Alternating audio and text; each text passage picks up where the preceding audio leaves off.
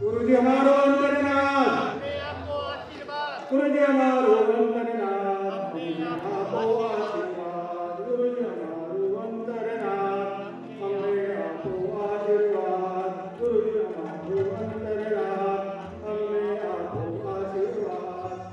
गुरुजी हमारो अंतरनाथ, हमें आपो आशीर्वाद। राजेंद्र जी पुरोहित जो बनवारीलाल साहब पुरोहित गवर्नर पंजाब और हिंदवाद के संचालक है, आप एक जानी मानी हस्ती हमारे नागपुर के। उसी तरह राजेश जी लोहिया आरएसएस के सह संचालक नागपुर के। उसी तरह बाकी हमारे जो भी डिग्निटीज है उसमें चंद्रकांत जी वेखंडे है जो प्रेसिडेंट है सैनपाल संघ मंडल संगठन मंडल बाबू प्रफुल्ल जी कुबसरा पश्चिम नागपुर समाज की तरफ से। पंकज जी मोहरा जो उपाध्यक्ष है जी पार्श्वनाथ जैन मंदिरपाल मंदिर के।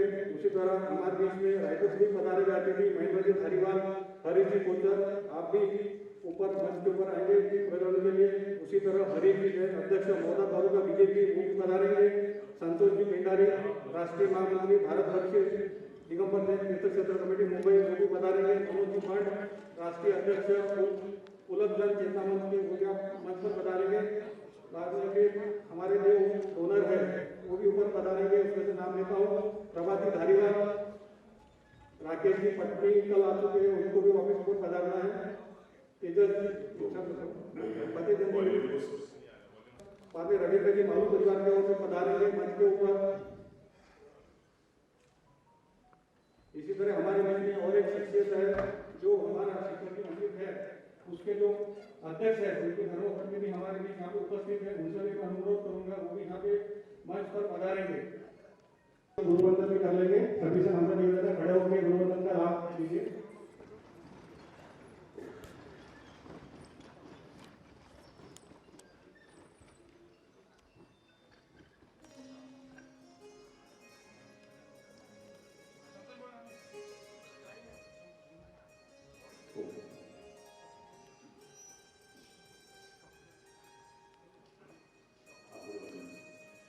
गुरुवंदन स्वामी नमाजो वंदियो गौरीगाय निसिहिराय मथेर वंदामि।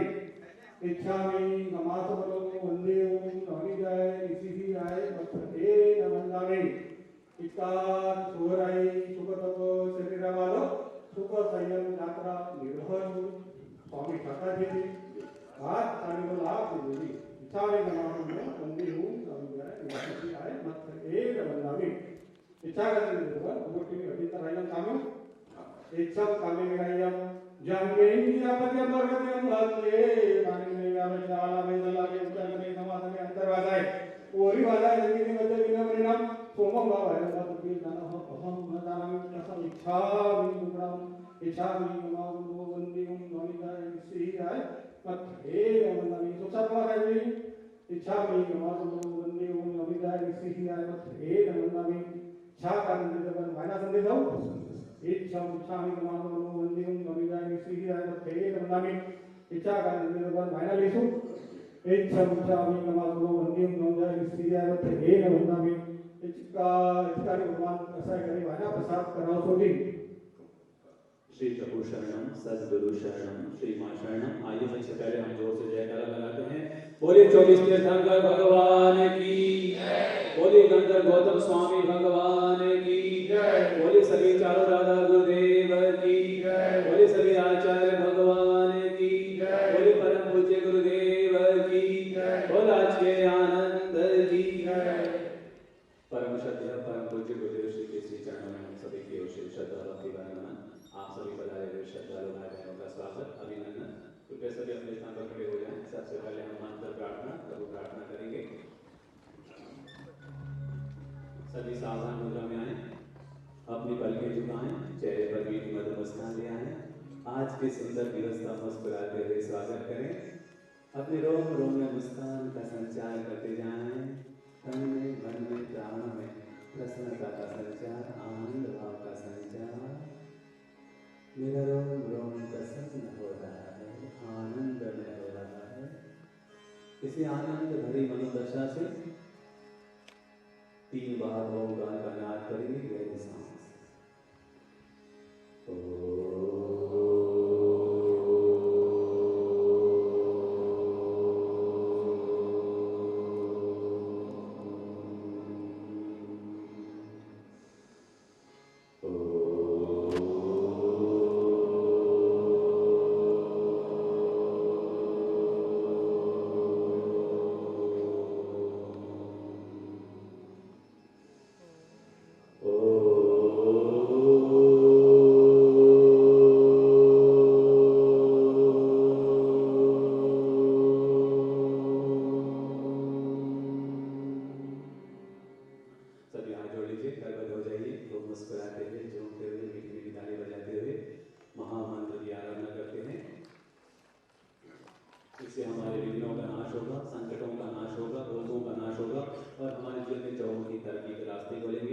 ही श्रद्धा भक्ति भाव से मंत्र पर पूरा ध्यान रखते हुए मंत्र का पारण करेंगे। पहले मैं बोलूंगा फिर आप बोलेंगे।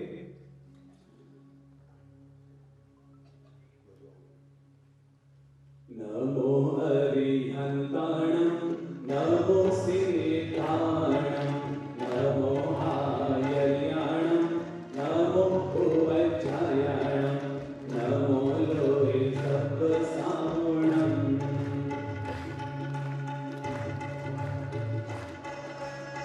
सो पंचनमोकारो सप्तभावपणासनो मंगलानं च सर्वेषु परमं हवै मंगलं नमो हरे नमो श्रीराम नमो आर्याणं नमो भुवज्जायाणं नमो लोहे सप्तसावणम् सो पंचनमोकारो सप्तभावपणासनो मंगलानं च सर्वेषु परमं हवै मंगलम् ॐ भूर्भुवस्वः तत्सवितुर्वरेण्यं भर्गो देवस्य धीमहि धियो यो नः प्रचोदयात् सर्वे भवन्तु सुखिनः सर्वे सन्तु निरामयाः सर्वे भद्राणि पश्यन्तु मा कश्चित् दुःखभाग् भवेत् मा कश्चित् दुःखभाग् सभी बोलेंगे सभी सुखी हो सभी निरोगी हो सबका भला हो मेरे द्वारा किसी को भी पीड़ा न पहुंचे चत्तारि शरणं पवज्जामि अरिहन्ते शरणं पवज्जामि सिद्धे शरणं पवज्जामि साधु शरणं पवज्जामि केवले पन्नतं ब्रह्मं शरणं पवज्जामि ॐ शान्ति शान्ति शान्ति। मेरी ताली बजाइए मुस्कुराइए और अपना ध्यान करने दीजिए। स्वागत करता हूँ, आभार करता हूँ इस सरकार संघ की तरफ से। तो लोगों से निवेदन करता हूँ हमें आपके वाणी से अनुरोध करें। परम श्रद्धेय परम पूज्य गुरुदेव श्री के श्री चरणों में श्रद्धा भक्ति भरा नमन। आप सभी पधारे हुए श्रद्धालु भाई बहनों का स्वागत अभिनंदन। बेहद खुशी आनंद सौभाग्य की बात है कि नागपुर की धर्मधरा पर पूज्य गुरुदेव का मंगल आगमन हुआ और 3 दिवसीय दिव्य सत्संग प्रवचन माला का यहाँ पर इस भव्य सूर्यस्थित सभागार में आयोजन चल रहा है। कल हम 1 दिवसीय सत्संग माला से गुजरे, आज हम दूसरे दिन में प्रवेश कर रहे हैं। आप सभी किस्मत वाले हैं जिन राष्ट्र संतों को सुनने के लिए पूरी दुनिया दीवानी रहती है। रोज लाखों लोग उनके प्रवचनों को सुनने का आनंद लेते हैं। आज उनसे रूबरू सुनने का सौभाग्य आप सबको प्राप्त हो रहा है।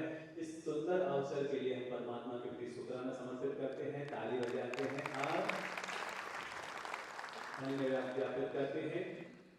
कहते हैं कि अगर सांप काटे तो बुखार आता है, मच्छर काटे तो बुखार आता है, कोई गलत बात कह दे तो मन में खार आता है। मच्छर काटे तो बुखार आता है, कोई गलत बात कह दे तो मन में खार आता है, पर ऐसे गुरुदेव की वाणी सुनने तो जीवन में निखार आ जाता है। तो अपने जीवन को निखारने का यह अद्भुत अनुपम अवसर हमें प्राप्त हो रहा है। हम इसके लिए बहुत बहुत आभार समर्पित करते हैं और सकल जैन संघ के तत्वाधान में जो ये सुंदर आयोजन चल रहा है, मैं उन सभी सक्रिय सदस्यों के लिए भी अपनी ओर से ताली बजा के बहुत बहुत अनुमोदना, बहुत बहुत अभिनंदन करते हैं कि उन्होंने इतना सुंदर आयोजन करके हजारों लोगों को लाभान्वित करने का पुण्य लाभ प्राप्त किया है। आइए हम पूज्य गुरुदेव की दिव्य वाणी का रसास्वादन करें। इससे पहले हम कुछ देर जीवन के मीठे मधुर प्रसंगों को सुनकर अपने जीवन को आनंदमय बनाते हैं। आइए उससे पहले हम 2 मिनट प्रभु की भक्ति करने का आनंद लेते हैं। बहुत ही प्यारा भजन गुनगुनाते हैं और अपने तन मन और प्राणों को चार्ज करते हैं। सभी ध्यान से सुनिएगा, ताल से ताल मिलाइएगा, कंठ से कंठ मिलाइएगा, हाथ से हाथ मिलाइएगा और आज के सुंदर दिवस को प्रभु में आनंद में मनाइएगा। जीवन है उपहार प्रभु का, इसको रोशन कीजिए। हाँ,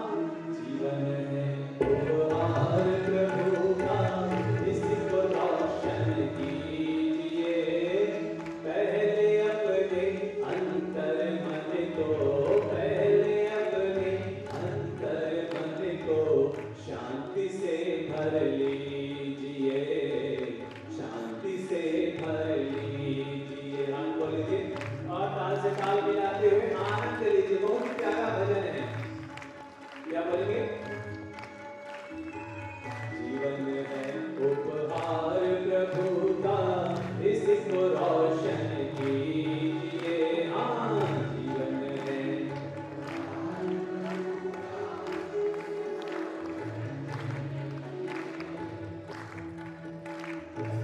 पहले अपने अंतर मन को, पहले अपने शांति से भर लीजिए, शांति से भर लीजिए। मन ही शिव है, मन ही शक्ति, मन ही शिव है। मन का ज्ञान जरूरी है, हाँ मन का ज्ञान। तीन लोक की तीर्थ यात्रा, तीन लोक की मन के बिना अधूरी है, हाँ मन के बिना। मन में प्रभु से प्रीत लगाकर, मन में प्रभु से ज्योति से भर लीजिए, ज्योति से भर लीजिए। जीवन है उपहार प्रभु का, इसको रोशन कीजिए। पहले अपने अंतर मन को शांति से भर लीजिए, शांति से भर लीजिए।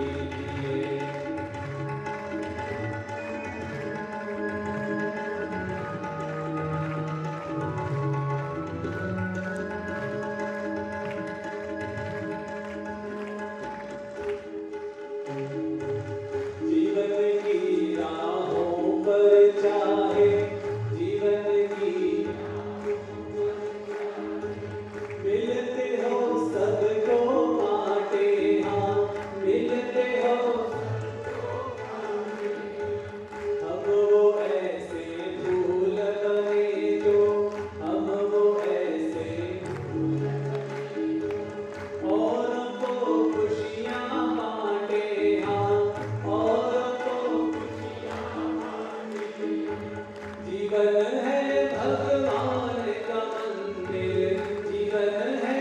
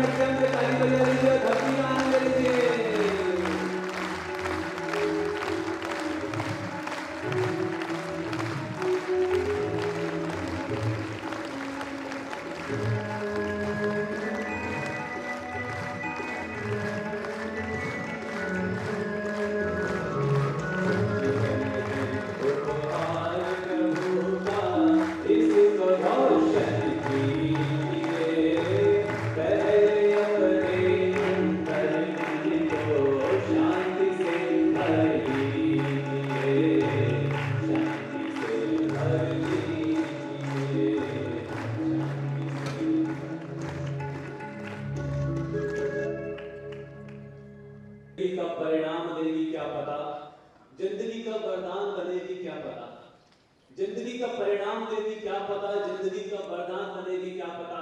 मिलते रहो मुस्कुराते रहो, क्योंकि ये जिंदगी कब आखिरी सांस लेगी क्या पता, कब ये आखिरी सांस लेगी क्या पता। जीवन में सुख शांति समृद्धि के विस्तार के लिए, जीवन के कल्याण के लिए जो जीवन में सबसे महत्वपूर्ण चीज होती है वो हमारी अपनी ही मानसिकता हुआ करती है।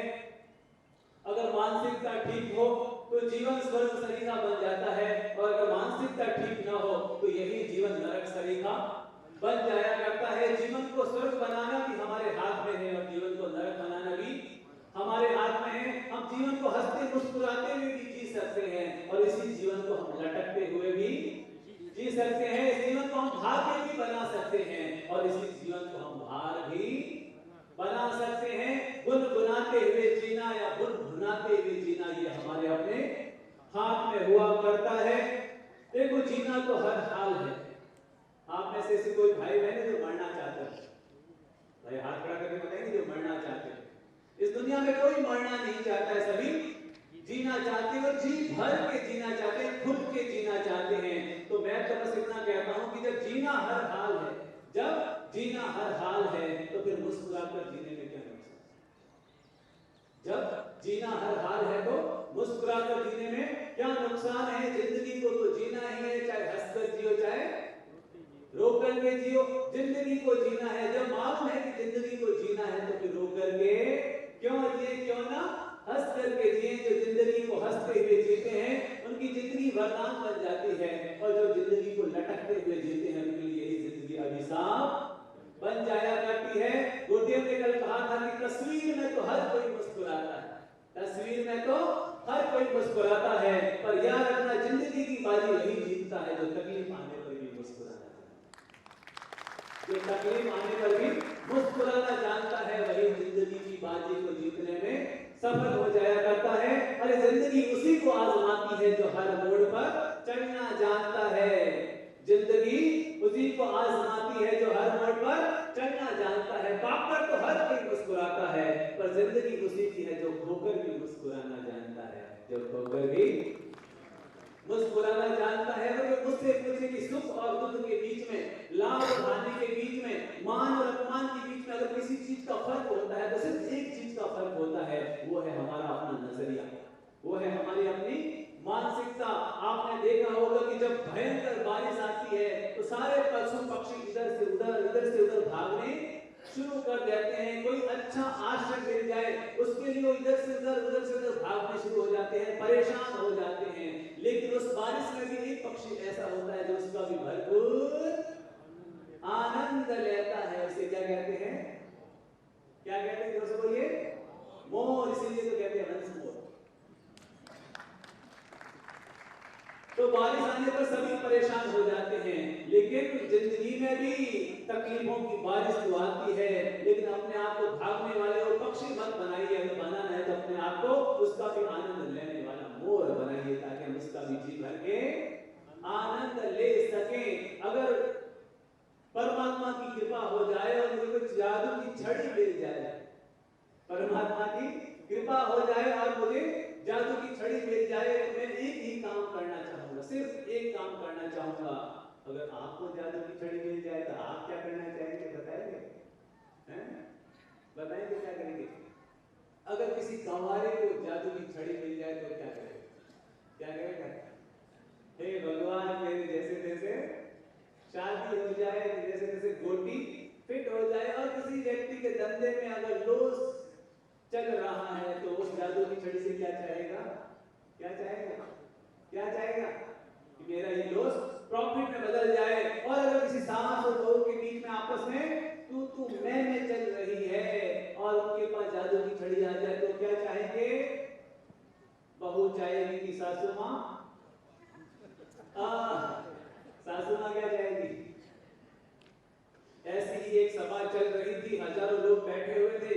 गुरुदेव ने पूछा कि आप में से कौन कौन भाई बहन है जो स्वर्ग में जाना चाहते हैं, हाथ खड़ा करके बताओ। कौन कौन भाई बहन जो स्वर्ग में जाना चाहते हैं, हाथ खड़ा करके बताओ। तो सबने हाथ खड़े किए, सबने हाथ किए, हजारों हाथ खड़े हो गए।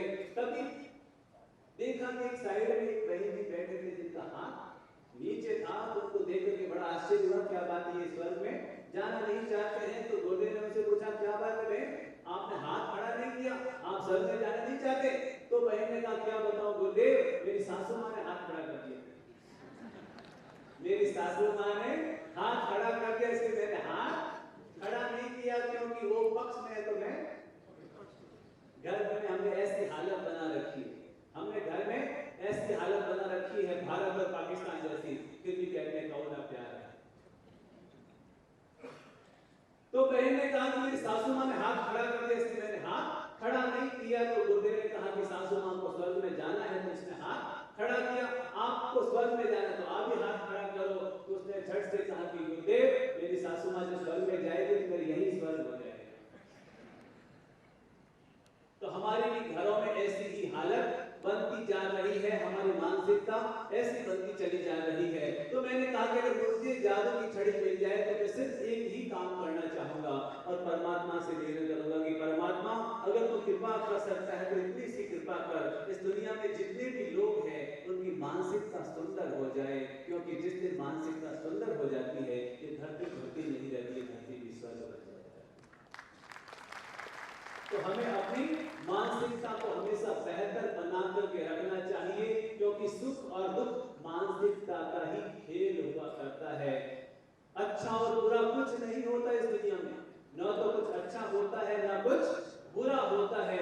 हम ही किसी पर अच्छे का ठप्पा लगाते हैं और हम ही किसी पर बुरे का ठप्पा लगाते हैं। जैसे हमारी मानसिकता होती है वैसे ही ये दुनिया हमें नजर आती है, जैसी मानसिकता होती है वैसी ही दुनिया नजर आती है।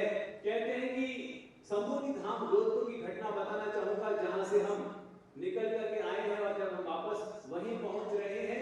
साधना स्थली संबोधि धाम, वहां की घटना है। वहां पर कुछ लोग काम कर रहे थे, वहां पर एक लाइट वाला भी काम कर रहा था, एक लकड़ी वाला भी काम कर रहा था और एक मजदूर भी काम कर रहा था। तीनों काम कर रहे थे। मैंने तीनों को रोज मैं सुबह उठ करके देखता था, उनकी मुख मुद्रा को देखता था, तो उनकी मुख मुद्रा में थोड़ा थोड़ा चेंजेस नजर आता था। तो एक दिन मेरे मन में जिज्ञासा जगी, तो मैंने सबसे पहले लाइट वाले से पूछा कि भाई कैसे हो। जैसे मैंने ये सवाल पूछा तो उसने झट से कहा कि गुरुजी, अरे मैं भी महाराज बन जाता तो ये छाती को नहीं करने पड़ते, मैं भी अगर महाराज बन जाता तो ये इतने छाती कोटे नहीं करने पड़ते। ये सोचकर कि मैं थोड़ा चौंका। फिर मैंने लकड़ी वाले से पूछा भाई कैसे हो। तो उसने कहा क्या बताऊं महाराज जी, ठीक है हमारा तो काम है मेहनत करना, मेहनत कर रहे हैं और सुबह से शाम मेहनत करते हैं, मजदूरी मिल जाती है, मेहनताना मिल जाता है, खाते हैं पीते हैं और सो जाते हैं, इस तरह से जिंदगी को जी रहे हैं। और फिर मैंने मजदूर से पूछा भाई कैसे हो। अब मजदूर ने बड़े मुस्कुराते हुए कहा कि महाराज जी मैं तो बड़ा मजे में हूँ, मैं तो बड़ा मजे में हूँ। ये सोचकर के मैं चौंका, भाई इस बात का मजा, इस दिन भर इतनी कठोर मेहनत करनी पड़ रही है, पसीना बहाना पड़ रहा है और ये कह रहा है बड़े मजे में। मैंने पूछा भाई मजे में कैसे हो। तो उसने बहुत प्यारी बात कही जिसे मैंने भी जीवन भर अपने जीवन से जोड़ करके रखा। उसने बड़ी प्यारी बात कही कि गुरु महाराज हमारा तो काम है मेहनत करना, हम मेहनत तो सब जगह करते हैं, हम मेहनत तो सब जगह करते हैं, लेकिन यहाँ पर मेहनत करते हुए मुझे बहुत आनंद आ रहा है, बहुत खुशी मिल रही है, क्योंकि मुझे एक साधना तीर्थ में काम करने का सौभाग्य मिल रहा है। मुझे एक साधना तीर्थ में काम करने का सौभाग्य मिल रहा है। मजदूरी तो सभी जगह मिलती है, यहाँ भी मिल रही है, लेकिन यहाँ पर रोज गुरु महाराज के दर्शन करने का लाभ भी मिल जाता है। और एक प्यारी बात और कही कि मुझे मालूम है ये साधना स्थली है और यहाँ पर जो रूम बन रहे हैं जहाँ मैं काम कर रहा हूँ, जब लोग यहाँ पर आएंगे साधना करेंगे तो मुझे लगता है मैं कितना सौभाग्यशाली पुण्यशाली हूँ कि वो लोग जो यहाँ पर साधना करेंगे उसका आंगड़िया पुण्य तो मुझे भी मिल जाएगा, उसका आंगड़िया पुण्य तो मुझे भी मिल जाएगा। आप बताएंगे तीनों लोग एक ही जगह काम कर रहे हैं, तीनों को मेहनत और मेहनताना मजदूरी मिल रही है, लेकिन तीनों के फर्क क्यों हो रहा, तीनों के जवाब में फर्क क्यों आ रहा है, बताएंगे बताएंगे। एक व्यक्ति काम कर रहा है लेकिन उसको बोझ मान करके कर रहा है, बोझ मान करके कर रहा है, दुखी होकर के कर रहा है, परेशान होकर के कर रहा है। दूसरा व्यक्ति भी काम कर रहा है लेकिन वो काम को सिर्फ काम समझ करके कर रहा है। सौभाग्य मान करके कर रहा है, और इसीलिए तीनों का परिणाम जुदा जुदा आ रहा है। तो हम सोचे कि हम जब करते हैं तो किस मानसिकता के साथ काम किया करते हैं। जैसी मानसिकता होती है वैसा ही परिणाम मिला करता है। इसके जिन शासन में बहुत प्यारी बात कहते हैं कि भावे भावना भाविये और भावे दीजिए दान, भावे जिनवर पूजिए और भावे केवल ज्ञान। सब जो खेल है भावों का खेल है, सब मानसिकता का खेल है, सब विचारों का खेल है। जैसे हमारे मानसिकता होती है वैसे ही परिणाम आने शुरू हो जाया करते हैं। कहते हैं कि एक संत महाराज रास्ते से गुजर रहे थे, तो गुजरते गुजरते अचानक ऊपर से किसी ने राख उनके ऊपर फेंक दी। ऊपर से राख फेंक दी, साथ में बहुत सारे भक्त चल रहे थे। जैसे ही देखा कि गुरु महाराज के ऊपर राख आकर के गिरी तो सबको गुस्सा आ गया और सब लोग ऊपर जाने लगे और कहने लगे अभी जिसने फेंके उसको ठोक के आते, पिटाई करके आते, सारे पता नहीं है ऊपर से। जैसे ही लोग ऊपर चढ़ने लगे तो गुरु महाराज ने ठहरो ठहरो ठहरो ठहरो ठहरो, अभी इतनी जल्दी मत करो, इतना गुस्सा करने की जरूरत नहीं है। अरे उसने राख फेंकी तो इसमें बुरा मानने की क्या बात है? उसने हमारे ऊपर राख फेंकी तो इसमें बुरा मानने की क्या बात है? अरे मुझे पता है कि मैंने जिंदगी में ऐसे कर्म किए हैं कि अगर कोई मुझके मेरे ऊपर आग के अंगारे भी बरसाए तो भी कम है, लेकिन परमात्मा की कृपा है कि उसने तो केवल राख में निपटा दिया। परमात्मा की कृपा है तो उसने केवल राख में ही निपटा दिया। जब हमारी मानसिकता ठीक होती है तो कोई हमारे ऊपर राख फेंके तो भी हमें वो फूल नजर आता है, वो हमें खुशबू जैसी नजर आती है। तो सिर्फ मानसिकता को ठीक कर लेंगे तो हमारी जिंदगी खूबसूरत बन जाएगी। याद रखना, अगर चेहरा सुंदर होगा, अगर चेहरा सुंदर होगा तो हम दुनिया को अच्छे नजर आएंगे। अगर हमारा फेस चेहरा सुंदर होगा तो हम दुनिया को अच्छे नजर आएंगे, लेकिन अगर हमारी मानसिकता अच्छी होगी तो ये दुनिया हमें शानदार नजर आएगी। अगर हमारी मानसिकता ठीक होगी तो हमें अपना घर, परिवार, व्यापार, जीवन, रिश्ते, नाते, मित्र सब कुछ सुंदर सुंदर प्यारा प्यारा नजर आएगा। इसीलिए तो कहते हैं कि सोच बदलो सितारे बदल जाएंगे, नजर बदलो नजारे बदल जाएंगे। कश्तियों को बदलने की जरूरत नहीं है, किनारों को बदलने की जरूरत नहीं है, बस कश्तियों को बदल दो, बाकी जिंदगी तो अपने आप ही बदल जाएगी। बस अपनी सोच को, अपनी मानसिकता को, अपने नजरिए को ठीक कर लीजिए तो मैं दावे के साथ कहता हूँ आपकी जिंदगी बहुत ही सुंदर, शानदार और खुशबू से और खुशियों से भरी हुई बन जाएगी। तो हम छोटा सा निवेदन आप सबसे कर रहे हैं कि अपनी मानसिकता के प्रति हमेशा सजग रहिए, हमेशा सावधान रहिए। वो मानसिकता कभी हमारी बिगड़नी नहीं चाहिए, कभी वो नेगेटिव नहीं होनी चाहिए, कभी वो गिरनी नहीं चाहिए, क्योंकि मन, पानी और मन ये दोनों एक जैसा होता है। पानी और मन दोनों एक जैसा होता है। ढलान में जाना हो तो अपने आप चले जाते हैं, पानी को ढलान में जाना हो तो अपने आप चला जाता है। वैसे ही हमारा मन नेगेटिव तो अपने आप ही हो जाता है, ढलान की हो तो अपने आप ही चला जाता है। जैसे पानी को ऊपर चढ़ाना हो तो यंत्र चाहिए, पानी को ऊपर चढ़ाना हो तो यंत्र चाहिए। वैसे ही अगर मानसिकता को सुंदर बनाना हो तो गुरु जी का मंत्र चाहिए, गुरु जी का मंत्र चाहिए, गुरु जी का मंत्र चाहिए। तो जो हम जीने की कला के मंत्र यहाँ पर सीख रहे हैं, इसको अपने जीवन से जोड़ लीजिएगा तो मानकर चलिए आपकी जिंदगी जिंदगी नहीं रहेगी, आपकी जिंदगी भी चलता फिरता मंदिर और तीर्थ जैसी बन जाएगी। सबके लिए शुभकामना।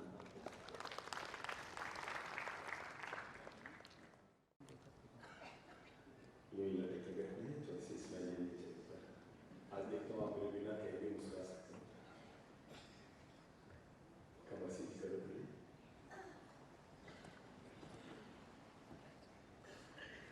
बूढ़े होने से पहले बूढ़े बनिए, तन मन को आनंद से भरिए, खुद को मोटिवेट कीजिए। बी हैप्पी नो बीपी, बोलो एक बार, बी हैप्पी, खुद को बोलो बी हैप्पी, पड़ोसी को कह दो बी हैप्पी नो बीपी।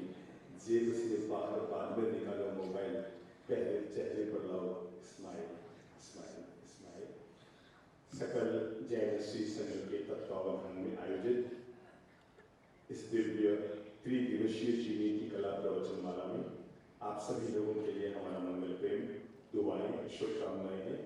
थोड़ा सा मेरा गला चौथी पर आवाज समझ में आ रही है ना? बस थोड़ा आप कान ठीक कर लो, थोड़ा मैं गला चलाता रहूंगा तो बराबर समझ लीजिएगा। आज का मुख्य विषय प्रवचन का क्या है मालूम है? घर को कैसे स्वस्थ बनाएं।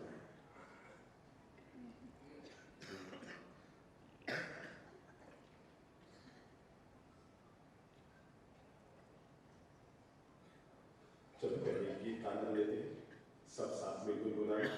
आप में कौन कौन है जो घर में रहते हैं? मुझे पता लग गया प्रवचन नाम का है कि नहीं। कौन कौन है जो घर में रहते हैं?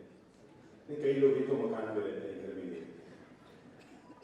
आज आपको बताऊंगा मकान किसे कहते हैं, घर किसे कहते हैं और परिवार किसे कहते हैं, ताकि आपको पता लगे कि आप वास्तव में घर में रहते हैं कि मकान में रहते हैं।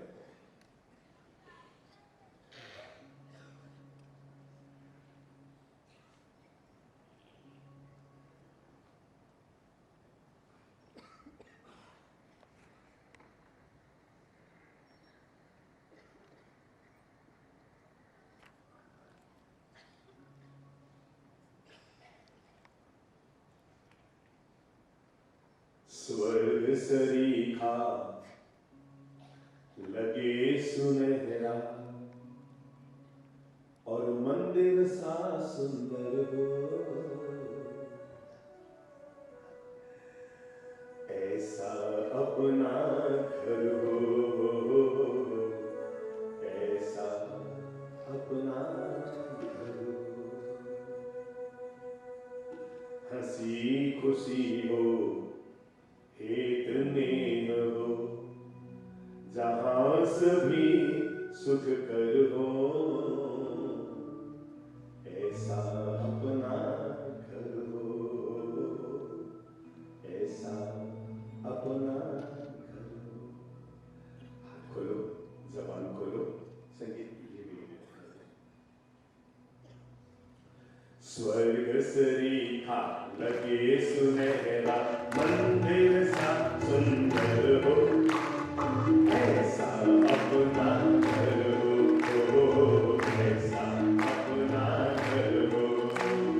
स्वर्ग सरीखा लगे सुनहरा, स्वर्ग सरीखा लगे सुनहरा, मंदिर सा सुंदर हो, ऐसा अपना घर हो, ऐसा अपना घर हो।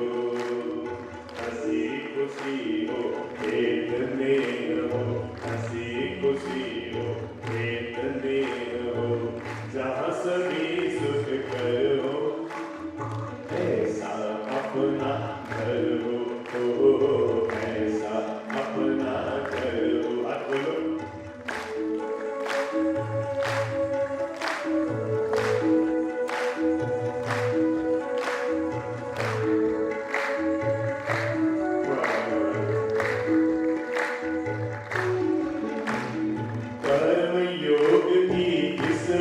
से जो मिली हुई जमी हो, और कर्म योग की किस्मत से जो मिली हुई जमी हो, प्रेम त्याग और मर्यादा से जिसकी नींव बनी हो, प्रेम त्याग और मर्यादा से जिसकी नींव बनी हो, कर्म योग की किस्मत से जो मिली हुई जमी हो, प्रेम त्याग और मर्यादा से जिसकी नींव बनी हो, विश्वासों की दीवारों से, विश्वासों की दीवारों से, विश्वासों की दीवारों से जहाँ बना परिसर हो,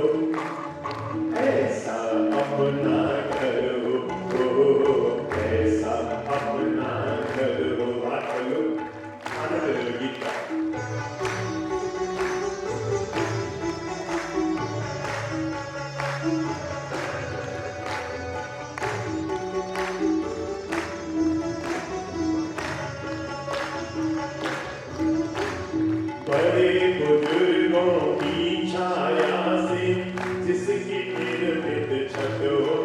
घर की छत कैसी हो?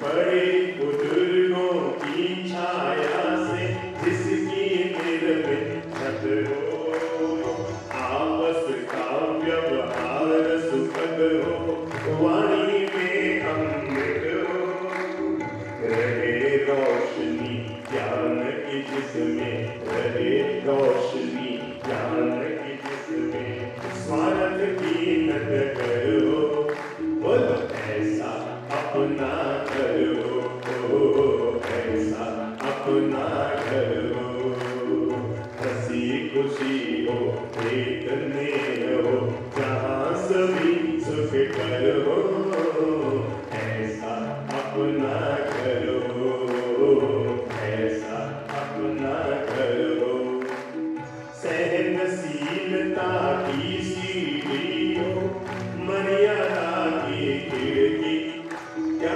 सहनशीलता की सीढ़ी हो, मर्यादा की खिड़की, आदर भाव के दरवाजे हो, कोई न देवे खिड़की, चंद्र जहाँ घर भी मंदिर हो। बहुत ध्यान से सुनना। कुछ लोग होते हैं जो धर्म की शुरुआत मंदिर से करते हैं, कुछ लोग होते हैं जो धर्म की शुरुआत थानक से करते हैं, और हम मंदिर और थानक में 15 मिनट रहते हैं पर 24 घंटा कहाँ रहता है? बोलो, तो धर्म की शुरुआत कहाँ से करते हैं? चंद्र जहाँ घर भी मंदिर हो, चंद्र जहाँ घर भी मंदिर, और माता पिता ईश्वर हो, चंद्र जहाँ घर भी मंदिर और माता पिता ईश्वर हो, सब बोलो ऐसा अपना घर हो, ऐसा अपना घर हो, हंसी खुशी हो, चैतन्य हो, हंसी खुशी हो, चैतन्य हो, जहाँ सभी सुख करो, ऐसा अपना घर हो, ऐसा अपना घर हो, स्वर्ग सरीखा लगे सुनहरा, स्वर्ग सरीखा लगे सुनहरा, और मंदिर सा सुंदर हो, ऐसा अपना घर हो, ऐसा अपना घर हो, ऐसा अपना घर हो, ऐसा स्वर्ग सरीखा लगे सुनहरा, मंदिर सा सुंदर हो, सकलो ऐसा अपना।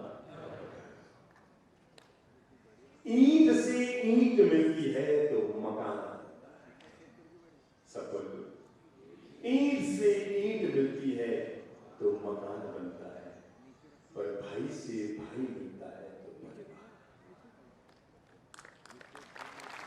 कामयाबी बड़ी नहीं होती, क्या कामयाबी बड़ी नहीं होती, उसे पाने वाले बड़े होते हैं, दरारें बड़ी नहीं होती, उसे भरने वाले बड़े होते हैं, रिश्ते बड़े नहीं होते, उन्हें निभाने वाले बड़े होते हैं। सजाना सीखो और कोई रूठ जाए तो उसे कोई टूट जाए तो उसे सजाना सीखो, कोई रूठ जाए तो उसे मनाना सीखो, रिश्ते तो मुकद्दर से बनकर आते हैं, तुम तो केवल उन्हें निभाना सीखो, तुम तो केवल उन्हें निभाना सीखो। किसी घर में पति अगर समझदार हो, किसी घर में पति अगर समझदार निकल जाए तो घर का मकान बन जाता है। बात समझ में आई? किसी घर में पति अगर समझदार निकल जाए तो क्या हो जाता है? घर का मकान बन जाता है, किराए से मकान बन जाता है। किसी घर में पति अगर समझदार निकल जाए तो घर का मकान हो जाता है, और किसी घर में पत्नी अगर समझदार निकल जाए तो वही मकान घर बन जाता है। किसी घर में पति अगर समझदार निकल जाए तो घर का मकान बन जाता है, पर किसी घर में पत्नी अगर समझदार निकल जाए तो मकान घर बन जाता है। पर उसी घर निकले क्योंकि मैं जन्मा जहां था, मैं चाहता हूं मेरा शरीर भी वही। इसलिए हर इंसान की जिंदगी में अगर सबसे ज्यादा कोई महत्वपूर्ण चीज होती है तो उसका अपना परिवार होता है। मैं 3 शब्द आपको बता रहा हूं। नंबर 1 मकान, नंबर 2 घर और नंबर 3 परिवार। यूं तो दिखने में आपको लगेगा मकान में तो घर कहते हैं, घर में तो परिवार कहते हैं, परिवार तो मकान में रहता है। तीनों में बात का फर्क है। जहां पर आदमी की बीवी बच्चे रहते हैं, अब आप ही बुद्धि रखो, चलो मैं आप पर छोड़ता हूं, सारी बातें मैं क्यों कहूं, परिवार में आप रहते हैं तो संत बनाओ। जहां पर आदमी के सिर्फ बीवी बच्चे रहते हैं, सोचे तीनों में से क्या होगा? मकान बस। पर जहां पर व्यक्ति अपने माता पिता को भी सम्मान पूर्वक रखता है, वो मकान घर बन जाता है। और जहां पर भाई बहनों को भी सम्मान पूर्वक रखा जाता है, उसी घर का नाम परिवार होता है। परमात्मा से प्रार्थना करना आपका घर कभी मकान न बन जाए, अपने घर को हमेशा अपनी बात की शुरुआत में बड़ी प्यारी सी कहानी के साथ कर रहा हूं। कहते हैं एक अमीर व्यक्ति रात को सोया हुआ था। ये तो कैसे बताऊं कि वो गहरी नींद में था, कि सपने में था, कि आधा जगा हुआ था, मैं नहीं कह सकता। पर अचानक उसे एहसास हुआ कि उसके कमरे में उजाला हुआ है। अंधेरे कमरे में अचानक उजाला हुआ तो वो अमीर आदमी थोड़ा चौंक गया, ये क्या हुआ? पर और ज्यादा उससे आश्चर्य हुआ कि उस उजाले के पीछे ही एक देवी शरीर की महिला, एक देवी बाहर निकल कर आ रही है और आकर सेठ के सामने यूं हाथ करके खड़ी हुई है। सेठ ने जैसे ही देखा कि जो कमरे में उजाला हुआ है कोई देवी मां प्रकट हुई है, तो सेठ ने प्रणाम किया, बोला माते प्रणाम, तुम्हारा परिचय क्या है? आने वाली देवी ने कहा मैं लक्ष्मी। ओ प्रणाम माते, आज तो दर्शन देने की कृपा की। नहीं बेटा, ज्यादा खुश मत हो, क्योंकि मेरी बातें सुनकर अभी पार से गुजरते हैं हम सब लोगों के लिए, इसलिए बेहद समझना जरूरी है, क्योंकि आप में से सभी लोग किसी न किसी घर और परिवार के हिस्से हैं। आदमी की इच्छा होती है मैं जीऊं भी घर में, रहूं भी परिवार में। अरे और तो और, अगर एक छत के नीचे रहे और एक थाली में बैठ के खाना खाए, बस इतनी सी दौलत मान लो, बाकी सब तो भगवान जो देगा सो ठीक है। सातों भाइयों में प्रेम हमेशा बनाया। सेठ बेचारा अमीर आदमी समझ नहीं पा रहा था, ये मांगो वो मांगो वो मांगो वो मांगो। रात को फिर 1 बजे लक्ष्मी जी प्रकट हुई। सेठ जा रही हूं। अरे हाथी बदल बदल बदल बदल, बस कोई आओ भगत नहीं, मेरा जाना तय, मेरे चलो फटाफट बोलो क्या वचन चाहिए? एक वरदान, जो चाहोगे मिलेगा, मुझे रवाना होना है। से शक पका गया, वापस सोचने लगा ये मांगू वो मांगू वो मांगू वो मांगू वो मांगू। पर कहते हैं ना, जो बात सबसे अंत में सही जाए वो आदमी को याद रह जाती है। और सेठ के मुंह से जो अनायास निकल गया, हे माते, हे लक्ष्मी माते, तुम जा रही हो तो जाओ, तुम्हारा आशीर्वाद हमारे साथ रहे। पर वरदान अगर दे रही हो तो इतना सा वरदान दे दो, मेरे सातों बेटे एक साथ रहे, हिल मिल जुल कर रहे, एक थाली में खाना खाए, उनमें कभी दूरियां ना, उनमें प्रेम बना हुआ रहे। बस प्रेम की दौलत हमारे घर में देके जाओ माते, बाकी कुछ नहीं चाहिए। पता नहीं जैसे ही सेठ की ये बात लक्ष्मी ने सुनी कि लक्ष्मी जी की प्रकृति तन गई और कहा सेठ तू तो बड़ा चालाक निकला। क्या कहा? क्या कहा? बोलो मुझसे, क्या कहा? तू तो बड़ा चालाक निकला। अरे उसने कहा मां क्या बात करते हो, मैंने कुछ भी तो नहीं मांगा, 1 ग्राम सोना नहीं मांगा, एक हीरे का टुकड़ा नहीं मांगा, अरे आधा किलो की चांदी नहीं मांगी, एक अगर जमीन का टुकड़ा नहीं मांगा, अरे क्या मांगा मैंने आपसे जो आप मुझे कहते हो चालाक निकला? कहा सेठ जिसने भी तुझे सलाह दी है वो दुनिया का सबसे बुद्धिमान आदमी है, क्योंकि तूने वरदान नहीं मांगा। सच्चाई तो ये है, ये वरदान मांगकर तूने 100 साल तक मुझे इसी घर में दोबारा रहने के लिए मजबूर कर दिया। क्योंकि जहां जहां परिवार में प्रेम रहता है, जहाँ जहाँ भाई बहन में प्रेम रहता है, जहाँ जहाँ देरानी जेठानी में प्रेम रहता है, जहाँ जहाँ सास बहू में प्रेम रहता है, एक बात तय मानकर चलना, उसी का नाम परिवार होता है। और वहाँ सुख, शांति, समृद्धि, धन और यश तो हमेशा बने ही है। इसलिए परिवार की अगर सबसे बड़ी कोई दौलत है, मुझे कोई पूछे तो मैं कहूंगा परिवार की सबसे बड़ी संपत्ति परिवार में रहने वाला पारिवारिक प्रेम है। अगर आप सब लोग हिल-मिल जुल कर रहते हैं, भाई भाई आपस में गले लगते हैं, देरानी जेठानी एक दूसरे के काम आते हैं, सास बहू एक दूसरे के साथ मान मर्यादा, काम कायदा, इज्जत मनुवार के साथ रहते हैं, अगर सभी लोग घर में मर्यादाओं का विवेक रखते हैं और एक दूसरे के लिए पॉजिटिव सोच बनाकर रहते हैं, सकारात्मक नजरिया बनाकर रखते हैं, बड़ी सोच बनाकर रखते हैं, तय मानकर चलना, उसी घर में सुख, शांति और समृद्धि बनी रहती है। मुझे एक व्यक्ति ने आकर पूछा था कि साहब गुरुदेव आपने स्वर्ग देखा है? मैं चौंका और वो भी शायद इस उम्मीद में आया कि मैं उसको ना कहूंगा मैंने नहीं देखा है, क्योंकि वो कई संतों के पास गया और संत ने कहा भैया शास्त्रों में तो लिखा है पर हमने देखा नहीं है। वो मेरे पास आया, आकर पूछा महाराज साहब गुरुदेव आपने स्वर्ग देखा? मैंने कहा कि नरक? मैंने कहा वो चौंक पड़ा, मैंने स्वर्ग में देखा है। मैंने कहा तू वो तुझे देखना है क्या? उसने कहा मुझे दिखा। मैंने कहा आधे घंटे बाद मैंने अपनी झोली, पात्र, डंडा वगैरह लिया। मैं कहा चल चल मैं तुझे स्वर्ग दिखा के आता हूँ। वो बेचारा सब पका गया कि कहाँ ले जाएंगे मुझे स्वर्ग दिखाने। मैं चलता चलता एक घर में गया, 5 मंजिला मकान था।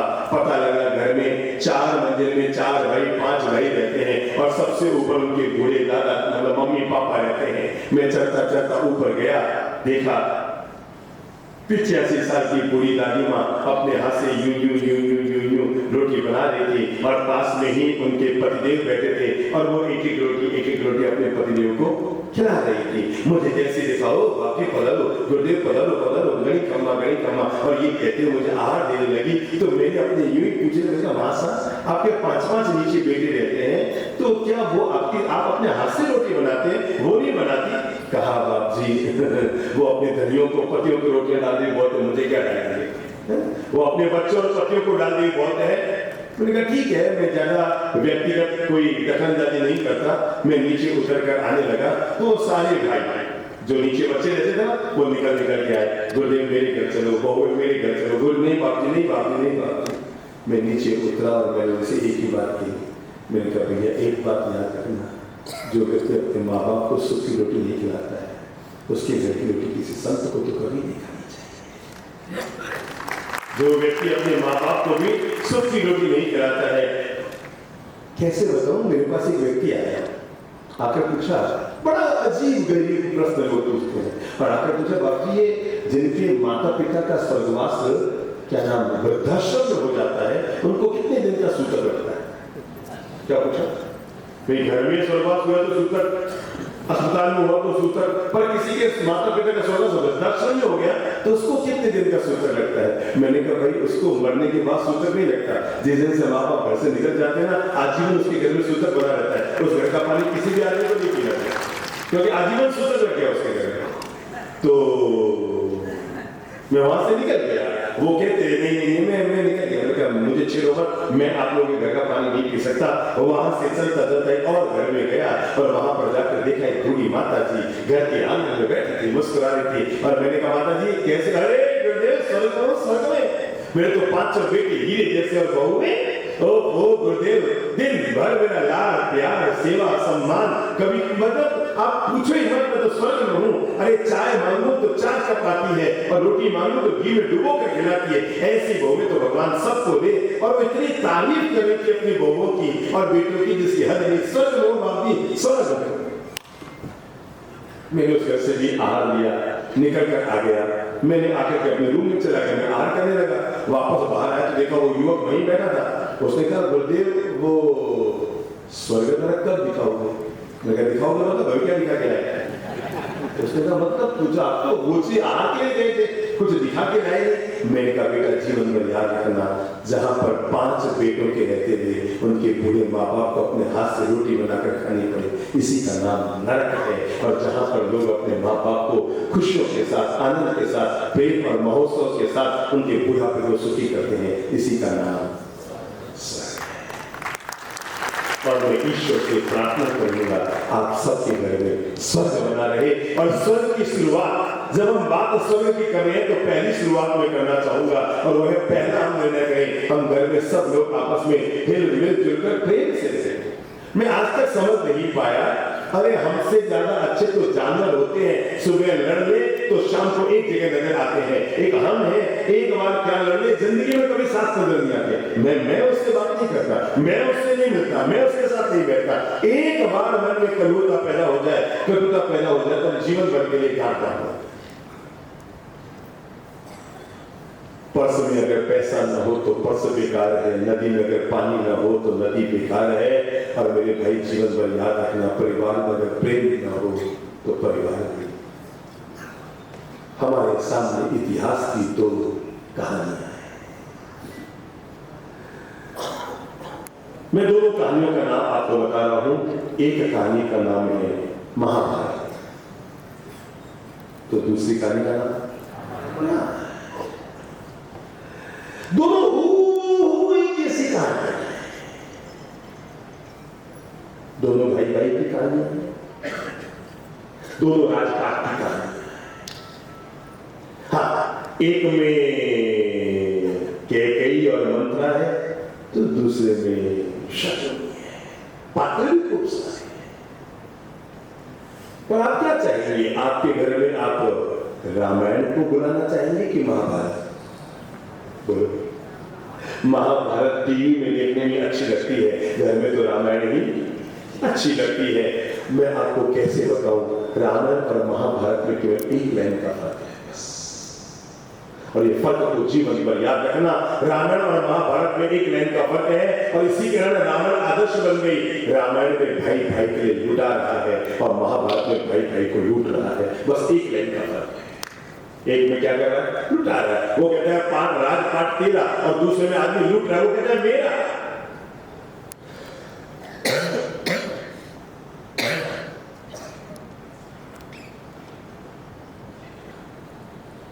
जहां पर एक दूसरे को लूटने को लगे हुए हैं वहां पर घर में महाभारत पैदा होता है, और जहां पर एक दूसरे को लुटाते क्या फर्क पड़ता है?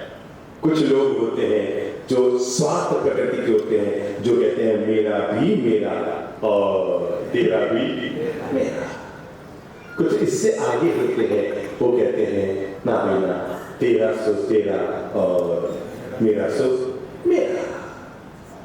पर कुछ महान प्रकृति के होते हैं, वो कहते हैं अरे यार अपन भाई भाई है, मेरा भी तेरा और तेरा भी तेरा। पर कुछ साधु प्रकृति के होते हैं, वो कहते हैं क्या तेरा मेरा दुनिया तो रहने बसे। तो क्या तेरा मेरा करता है? जिसका जो है आनंद लो।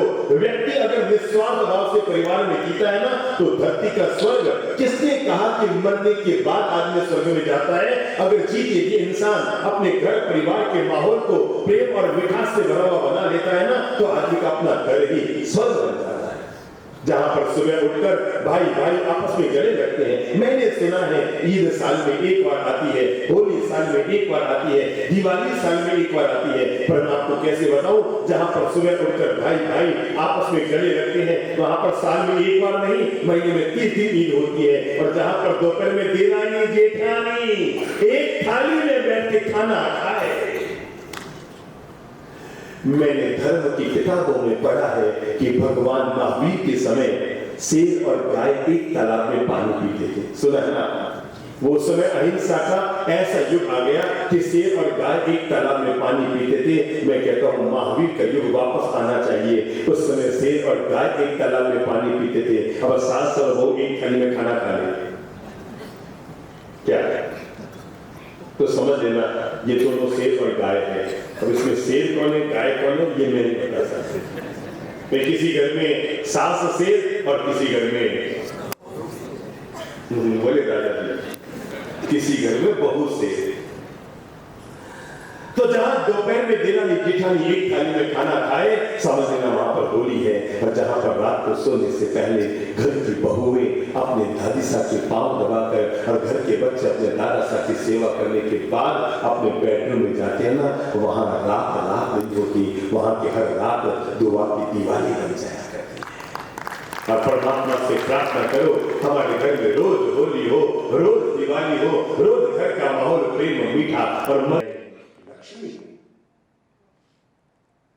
ओ प्रणाम आते, आज तो दर्शन देने की कृपा की। नहीं बेटा, ज्यादा खुश मत हो, क्योंकि मेरी बातें सुनकर अभी तेरा मन दुखी हो जाए।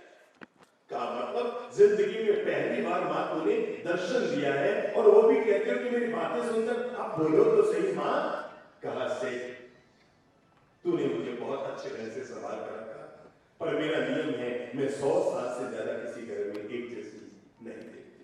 बेटा मुझे पूरे 100 साल आज हो गए हैं तुम्हारे घर में, तुम्हारे दादा मुझे लेकर आए थे और तब से लेकर मैंने तुम्हारे घर के साथ संभाल की। पर बेटा बस 100 साल के बाद मैं किसी घर में नहीं टिकती, अब मुझे जाने की रजा दो। कहा मां क्या बात करती हो, जिंदगी में पहली बार दर्शन दिए और वो भी इस शोक की खबर के साथ कि तुम जा रहे हो। हाँ बेटा बस मैं जा रही हूं, पर तूने मेरी साथ संभाल की, तूने मेरा सदुपयोग किया, तू हमेशा मेरी पूजा सेवा करता रहा, इसलिए मैं खाली हाथ नहीं जाऊंगा। तुम्हें कोई न कोई एक वरदान देकर जाना चाहूंगी। बोलो बेटा जो तेरी इच्छा हो, कोई एक वरदान मांग ले, पर मेरा जाना तय है, मुझे रुकने का मत कहना, क्योंकि इम्पॉसिबल है, मैं अब नहीं रुक सकती। तुझे एक वरदान मांगना हो सो मांग। सेठ का माथा चकराया कि क्या मांगू क्या मांगू क्या मांगू। यूं अचानक देवी कहती है कि मांग ले, तो अचानक आदमी को क्या याद है। उसने कहा मां बस जाना हो तो जाओ, पर मुझे 24 घंटे की मोहलत दो। मैं क्या मांगू, बच्चों से सलाह तो कर लूं, अपनी पत्नी से अपनी बहू से पूछ तो लूं। अरे कल सब कहेंगे पापा जी आपने मन चाह मांग लिया, हम क्या घर में अनाथ थे। देवी मां ने लक्ष्मी ने कहा तथास्तु। हो सकता है जब आप 7-8 साल के थे तो ये कहानी आपकी प्यारी सी माँ ने आपको लोरियों के साथ सुनाई होगी। अगर ऐसा है तो मैं आपको याद दिला रहा हूँ, और नहीं तो सुना रहा हूँ, क्योंकि मेरी माँ ने मुझे 8 साल की उम्र में ये कहानी सुनाई। लक्ष्मी जी चली गई सुबह सुबह 5 बजे 6 बजे। सेठ ने अपने सारे बच्चों को, बहुओं को, पत्नी को, सबको इकट्ठा किया और इकट्ठा करके कहा गजब, अरे तुम क्या मस्ती मार रहे हो। रात को लक्ष्मी जी आई और वो तो जा रही है, साफ साफ कह गई कि कल मैं जा रही हूँ, पर लक्ष्मी ने कहा जाने से पहले एक वरदान मैं तुम्हें दे सकती हूँ, तुम ही बताओ बच्चों हमें क्या मांगना चाहिए। बड़े वाले बेटे ने कहा पापा लक्ष्मी जी जा रही है तो जाएगी, पापा अपन क्या करेंगे। आप तो एक काम करो, लक्ष्मी जी को बोल लो 7 बेटों के 7 मकान बनाए, हम अपने आराम से रहेंगे, अपने जुदा जुदा रहेंगे और आराम से कमाएंगे, खाएंगे, खुश रहेंगे। जिसकी किस्मत में जो होगा वो कमाएगा। 7 बेटों के 7 मकान बना दो। दूसरे ने कहा पापा मकान तो 7 एलन मास्क, ठीक है आप बताएंगे प्रभु जी, इधर से बताइएगा दुनिया में सबसे अमीर कौन है। आज मैं राजा चाहता हूँ, और आज के बाद अपनी परिभाषा बदल देना कि दुनिया का अमीर न तो अंबानी है, न अडानी है, न टाटा है, न बिरला है, न और कोई है। अगर दुनिया का सबसे अमीर कोई आदमी है तो वो है जिसके साथ उसके माँ बाप है। उससे बड़ा दुनिया में अमीर कोई नहीं हो सकता।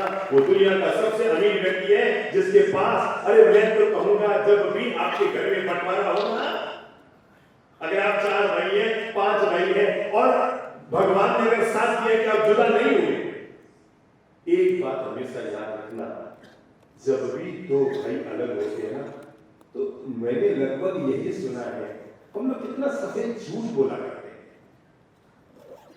और क्या कहते हैं, अरे भाई क्या बताएं, मैं किसी भी घर में जाता हूँ ना, माँ बाप भी होते हैं और पता लगा एक भाई ऊपर एक भाई नीचे, दोनों भाई अलग अलग, एक का इधर फ्लैट एक का इधर फ्लैट। मैं पूछता हूँ दोनों अलग क्यों हो गए, तुम्हारे माँ बाप जिंदा है। बाप जी वो क्या मकान छोटा पड़ने लग गया।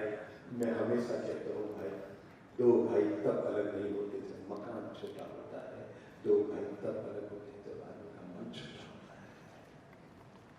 जब ये आदमी का मन छोटा होता है ना तो 2 भाई जुदा होते हैं।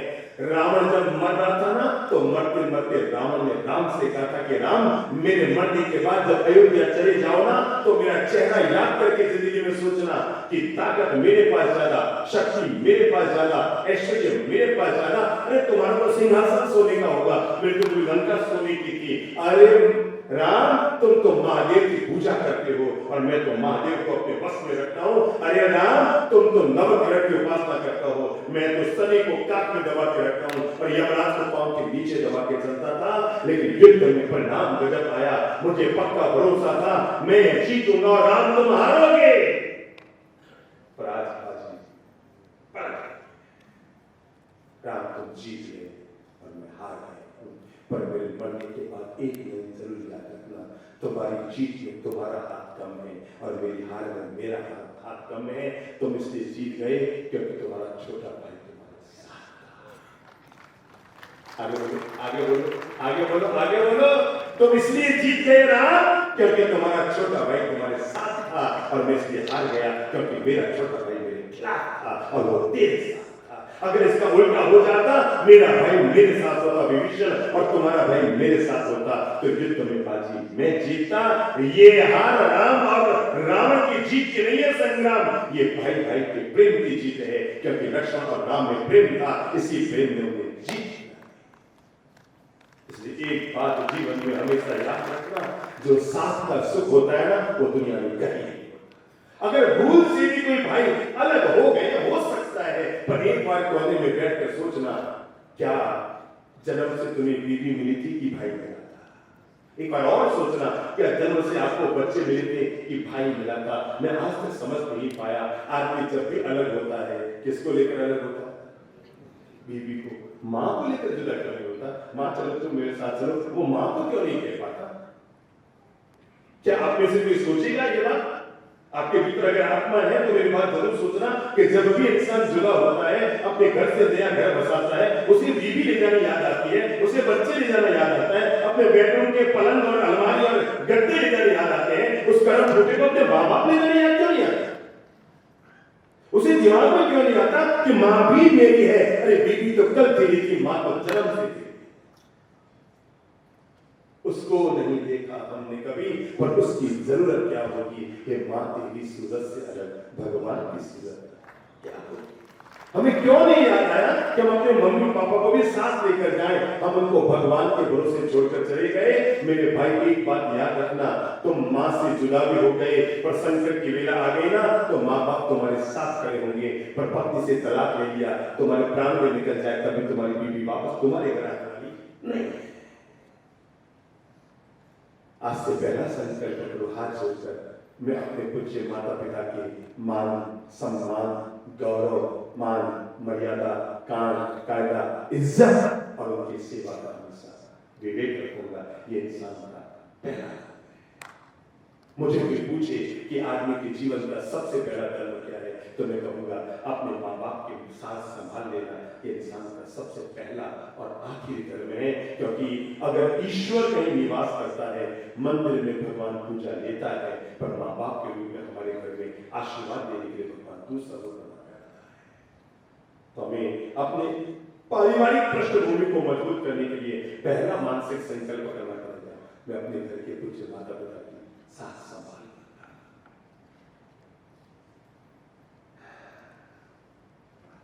परिवार को इंग्लिश में क्या कहते हैं? चलो उसको बोलो तो फैमिली। पक्की बात? अब फैमिली की स्पेलिंग बोलो, F जोर से AMILY। क्यों जी? अपने से कौन कौन है जो माँ के पेट से पैदा हुआ है? पहले उसके बाद वाला। अगर कोई भूल से बीवी के पेट से पैदा हुआ तो प्लीज हाथ नीचे रखिएगा।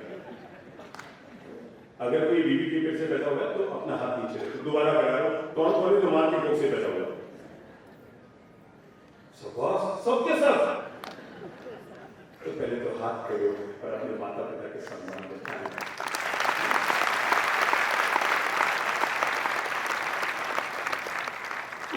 क्योंकि ये जो आप दुनिया देख रहे हैं ना, इसको सिखाने वाले यही माँ बाप है। परिवार को इंग्लिश में कहते हैं फैमिली, और फैमिली की स्पेलिंग है FAMILY। और मैं आपको बता दूं, फैमिली की स्पेलिंग की परिभाषा सभी लोग बोल लो, F फॉर फादर। बोलो F फॉर, जोर से बोलो F फॉर, एक बार और बोलो F for father, A for and, M for mother, I for I, L for love, Y for you, father and mother, I love you। This is the family of life, जहां पर व्यक्ति अपने माता पिता, लोग पता नहीं पागल होते अभी देखना ये आएगा ना थोड़े दिन बाद में, वो क्या आता है ना, वो वैलेंटाइन डे, और वो चुप छिपा के किसी को अरे बोलना तो अपने दादी सा के गले लग के बोलना भाई, अपने दादा सा के गले लग के बोल, दादा सा आई लव यू। बोलने में मजा आएगा। जो कल मिला है, जो कल मिली, उससे तो हम छिप कर बोलते हैं आई लव यू, और जिसकी जिंदगी मिली उसे हम कह ही नहीं पाते जिंदगी में आई लव यू। तो अपने प्रेम की जब भी शुरुआत करनी हो, अपने प्यार प्रेम मोहब्बत, मैं आपको कैसे बताऊं सच्ची घटना। हम लोग जयपुर में थे, एक युवक आता था हमारे पास, तो उसने आदरणीय श्री चंद्र प्रभु जी महाराज से कहा कि बाप जी, मेरे पूज्य दादाजी को लकवा मार गया और वो मतलब बहुत ज्यादा बोलना चाहते हैं, करते रहते हैं पर वो बोल नहीं पाते, हाथ पांव जाम हो गए, ठंडे पड़ गए, खड़े हो नहीं सकते, हिल नहीं सकते, पर वो बहुत कुछ बोलना चाह रहे हैं। अब लिख के भी नहीं बता सकते क्योंकि हाथ में लकवा मार गया। बाप जी ऐसा कुछ मंत्र बता दो कि बस उनकी जबान आ जाए, वो एक दो शब्द में बोलने लग जाए तो मुझे बहुत अच्छा लगेगा, क्योंकि वो बहुत कुछ हमें बोलना चाहते हैं पर बोल नहीं पाए। पता नहीं चंद्र प्रभु जी महाराज जो मेरे बड़े भाई हैं, उन्होंने उस युवक से कहा, बेटा एक काम कर, तू रोज अपने पूज्य दादाजी को सुबह उठकर धूप लगाया कर, उनके पांव को छू के प्रणाम किया कर और उनके गले लगकर, भले वो लेटे रहे, उनके गले लगकर उनको बोला कि आई लव यू। उसने कहा मतलब इससे लकवे का क्या संबंध है, इससे मतलब जबान का क्या संबंध? अरे उन्होंने कहा करके तो देख, 6 महीना कर फिर वापस आके बैठो। वो रोज करने लगा, रोज धूप लगाता, रोज आई लव यू, रोज धूप लगाता, रोज आई लव यू, कुछ भी नहीं हुआ, कोई होता थोड़ी है ऐसे। और वास्तव में 6 महीने बीत गए और वो आया हमारे पास। हम लोग जोधपुर संबोधन में थे, कहा बाप जी कुछ नहीं हुआ, मैं रोज कर रहा हूं कुछ नहीं हुआ। गुरुदेव ने कहा चंद्र प्रभु का एक काम कर, तुम अभी भी चालू कर। संयोग की बात 10 दिन के बाद उस बच्चे का जन्म हुआ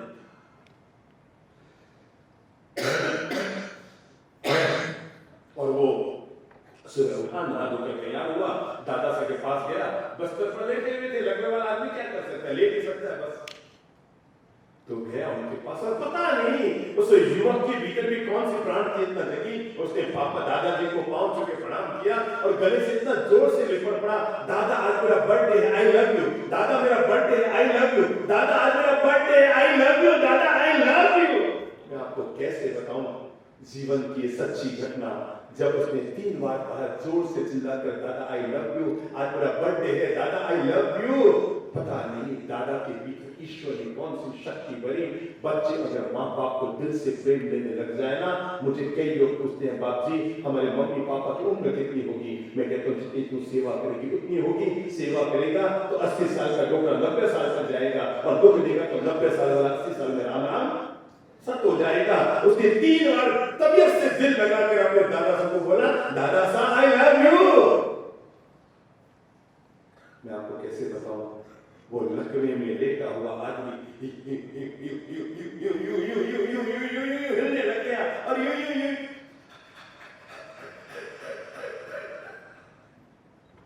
और अंततः उस दादा साहब के मुंह से निकल गया, आई लव। एक बार अपने बड़े बुजुर्गों की सेवा सार संभाल करने का आनंद तो लेकर देखो, अगर सातों स्वर्ग आपके हथेली में न आ जाए तो मुझसे एक बार करके तो देखो। मुझे पक्का भरोसा है कि ईश्वर की पूजा करने से माँ बाप मिलते हैं कि नहीं मिलते हैं मैं नहीं कह सकता, पर माँ बाप की सेवा करने से ईश्वर मिलता है ये मेरा दावा। अगर आपने माता पिता की सार संभाल लेगी, आप बहुत ज्यादा ईश्वर के करीब जाते जा रहे हैं, क्योंकि ईश्वर को जब भी प्रत्यक्ष रूप लेना होता है, मातृ देवो भव और पितृ देवो भव, वो माता पिता के रूप में दैवीय शक्ति लेकर हमारे घर में अवतरित होते हैं। पहला काम करो, मैं आगे की बात कहूं उससे पहले घर के बड़े बुजुर्गों के साथ संभालने के लिए पहला काम करो नंबर 1, और वो ये है रोज सुबह उठकर अपने पूज्य मम्मी पापा और दादा दादी को घुटने टिका के प्रणाम करो। आप यहाँ कोई है जो पिता पुत्र साथ में है? कोई है? देखो कौन है पिता पुत्र? आप पिता है, आपका पुत्र कौन? ये है। और कौन है पिता पुत्र जो साथ में आए? चलो अपने अपनी जगह पे खड़े हो जाओ। देखो जो पिता पुत्र साथ में, आप पिता पुत्र बेटा आप नागपुर के ही हैं? अच्छा मुल्ताई, ओ हम आ रहे हैं ना मुल्ताई हैं? आपके घर ही आ रहे हैं? हाँ हाँ, चलो एक काम करो, आज जो जो अच्छा ताली बजाओ, इतने पिता पुत्र की जोड़ी आई, बहुत अच्छी बात है, बहुत अच्छी बात है, बहुत अच्छी बात है। आज एक पहला अपने अपने पिता के पास जाओ, जो बेटा जहाँ बैठा अपने पापा के पास जाओ, पापा को मत कहना इधर आप जाए, लोग गुरु होते हैं। चलो आज एक पहला काम करो, शर्म तो नहीं आएगी, संकोच तो नहीं आएगा, चलो हाथ जोड़ो, घुटने दिखाओ, हाँ गोड़े गोड़े गोड़ा गोड़ा मोड़े और अपने मम्मी पापा को धोख लगाओ, प्रणाम करो, आशीर्वाद देखो देखो, पापा जी बेटे को गले लगा ना, लाड दो, आशीर्वाद दो। मैं आपको कैसे बताऊं, अभी तो आपने मेरे कहने पर किया है, पर रोज सुबह उठ कर अगर कौन से बेटा आपके पापा जी? हाँ आपके पापा जी कौन? हाँ कौन? जाओ वापस जाओ, घुटने दिखाओ, बस सिर पे हाथ रखो, गले लगाओ बेटे को, आशीर्वाद दो। देखा देखा देखा देखा, ताली बजाओ। सोचो कि ये मिठास रोज घर में मिलना शुरू हो जाए। अभी हम लोग रायपुर में थे, अभी हम लोग रायपुर में थे, तो मैं आपको कैसे बताऊं? हाँ बैठे, सभी लोग बैठे। एक महानुभाव जो वहां के चंद्रमा समिति के कोषाध्यक्ष थे, उन्होंने हमारे प्रवचन में नियम ले लिया कि मैं रोज सुबह मम्मी पापा को धूप लगाऊंगा। तो घर गए और सुबह जैसे उठे तो उठते ही अपने पापा जी को धूप लगे, घुटने टिका के प्रणाम किया। जीवन में याद रखो, 3 लोगों को हमेशा घोड़े टिका के प्रणाम करना चाहिए। जो व्यक्ति सुबह उठकर अपने माता पिता के सामने घुटने टिका देता है, उस आदमी को जिंदगी में किसी और के सामने घुटने टिका नहीं। अगर आपने सुबह उठकर माता पिता के सामने, अरे भाई आपके मोबाइल का नेटवर्क है ना, कितनी जी का है आजकल? 4G का है, बाकी बात 4G का नेटवर्क है। अब मैं आपको कैसे बताऊं, ये आपका 4G का नेटवर्क कई जगह फेल हो जाता है। अभी हम जब यहाँ से मुल्ताई किया है ना, मुल्ताई वाली क्या नाम है, मुल्ताई है, हाँ, तो मुल्ताई की तरफ जाएंगे, बीच में जंगल आता है, बेतुल से आगे जब हम जाएंगे हरदा की तरफ, तो 4-5 दिन तक हमारे पदयात्रा में मोबाइल का नेटवर्क ही नहीं रहता, 80 किलोमीटर तक कोई नेटवर्क नहीं। पर मैं आज आपको गजब का नेटवर्क दे रहा हूँ, गजब का। जिंदगी में अगर वो नेटवर्क फेल हो जाए तो मेरा प्रवचन सुनना बंद, और नेटवर्क है 4G का नेटवर्क। सुबह उठकर 4G अपने जीवन से जोड़ दो, उनके आशीर्वाद दुआएं ले लो। 4G का पहला जी है प्रभु जी, बोलो जोर से बोलो, कैसे लटक के नहीं, कमर सीधी करके बोलो। 4G का पहला नेटवर्क क्या है? प्रभु जी। तो दूसरा गुरु जी। 4G का पहला है प्रभु जी, दूसरा जी है गुरु जी, तीसरा जी है पिताजी, और चौथा जी है माता जी, जिसके साथ ये 4G है। दुनिया में उसका नेटवर्क कभी फेल हो ही नहीं। गारंटी के साथ कहता हूं, आप कैसी भी भयंकर जंगल में चले जाना, अगर आपका बाल भी बांका हो जाए, मुझसे आके बात करना, अगर ये नेटवर्क आपके साथ चल जाए। बोलिए दोबारा, प्रभु जी, गुरु जी, पिताजी और माता जी, ये 4G। तो पहला संकल्प ले लो आज, और वो है रोज सुबह उठकर अपन पूज्य मम्मी पापा जी को क्या करेंगे? मानता हूं वो 90 साल के दादाजी है, अरे 90 साल के दादाजी को आप जो घड़ी देंगे ना, दादाजी घड़ी, तो उनके हाथ से यूं यूं यूं यूं हिलने लग जाएंगे। उनके हाथ में ये तो ताकत नहीं है कि वो आधा किलो दूध का लोटा भी उठा सके, पर उनके हाथ में ये ताकत है, अगर वो आपके सिर पर रख दे तो आपका भाग्य संभाल सके। ये उनके हाथ में आज की ताकत है। उनके हाथ में ये ताकत नहीं है कि वो कोई 1 किलो भिंडी और ककड़ी भी उठा सके अपने हाथ से, यूं हाथ कांपने लग जाएगा। पर जब आप उन्हें प्रणाम करेंगे और अपना हाथ आपके सिर पर रखेंगे, वो कांपते हुए हाथ अगर आपका भाग्य में समा दे तो मुझसे। तो पहला मैंने अनुरोध किया, आज से संकल्प करो, माता पिता के प्रति पहला दायित्व, सुबह उठकर उन्हें क्या करेंगे? अगर वो ऊपर चले गए, आप में से कितने लोग हैं जिनके माता पिता की स्वर्गवास हो गया? हाथ खड़ा करो। काफी लोग हैं, करीबन 500-700 लोग हैं जिनके माता पिता ऊपर चले गए। आज उनको नियम दिला रहा हूँ, उनकी तस्वीर तो आपने घर में लगा रखी होगी ना। आज से नियम लो, रोज सुबह जगने के बाद मीठी सी स्माइल लेकर अपने पूज्य मम्मी पापा जो ऊपर चले गए हैं वो वहां बैठे भी आपके लिए ही दुआ कर रहे होंगे और उनकी तस्वीर के सामने जाकर घुटने टिका के धूप लगा देना। जिंदगी में उनके आशीर्वाद की दौलत, अगर वो ऊपर चले गए हैं तो देवलोक में बैठे भी अगर आपके घर के कुल देवता बन गए तो आपको आशीर्वाद देते रहेंगे। मेरे भाई, जीवन में एक बात हमेशा याद रखना, माता पिता के दिल के आशीर्वाद उसी व्यक्ति को मिला करते हैं जो किस्मत।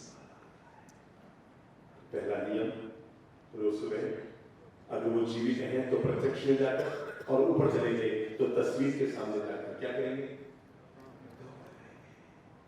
हम उस मूर्ति की तो पूजा करते हैं जिसको हमने बनाया है, हम अपने माता पिता की पूजा क्यों नहीं करते जो हमें बनाते हैं?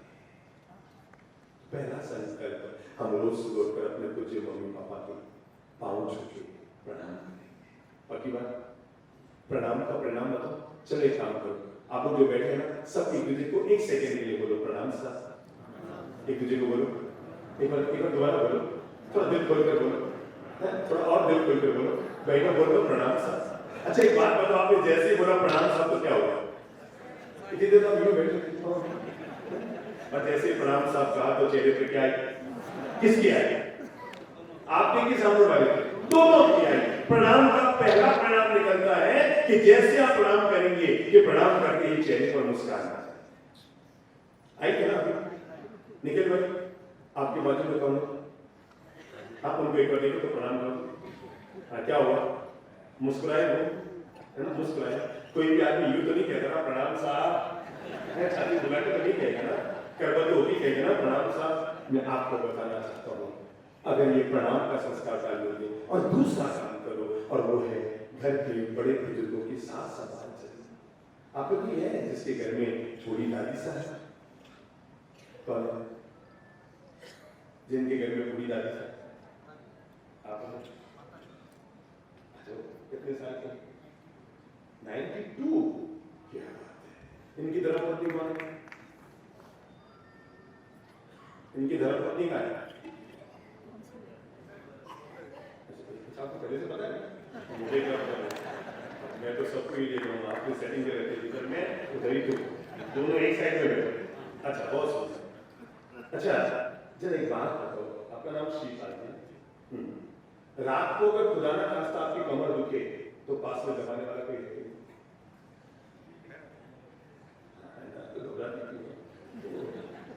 सबकी है, आप क्या कहते हैं? और उसकी कमर दुखे तो अरे बड़ी बात।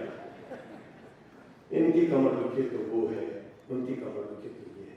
सबके सामने एक प्रश्न है, सबके सामने ये पूरा जो भरा हुआ है ना सभागार, और सबके सामने एक प्रश्न खड़ा कर रहा हूं। इनकी कमर दुखे तो पास में कोई है, उसकी कमर दुखे तो पास में कोई है। पर 92 साल की दादी साहब की रात को 2 बजे कमर दुखे, सबके सामने यक्ष प्रश्न खड़ा कर रहा हूं।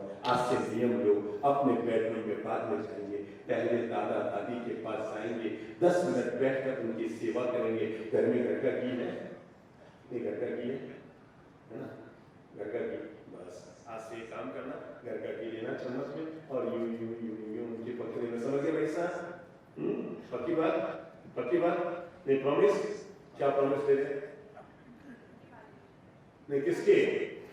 हाँ मुझे पता लगा,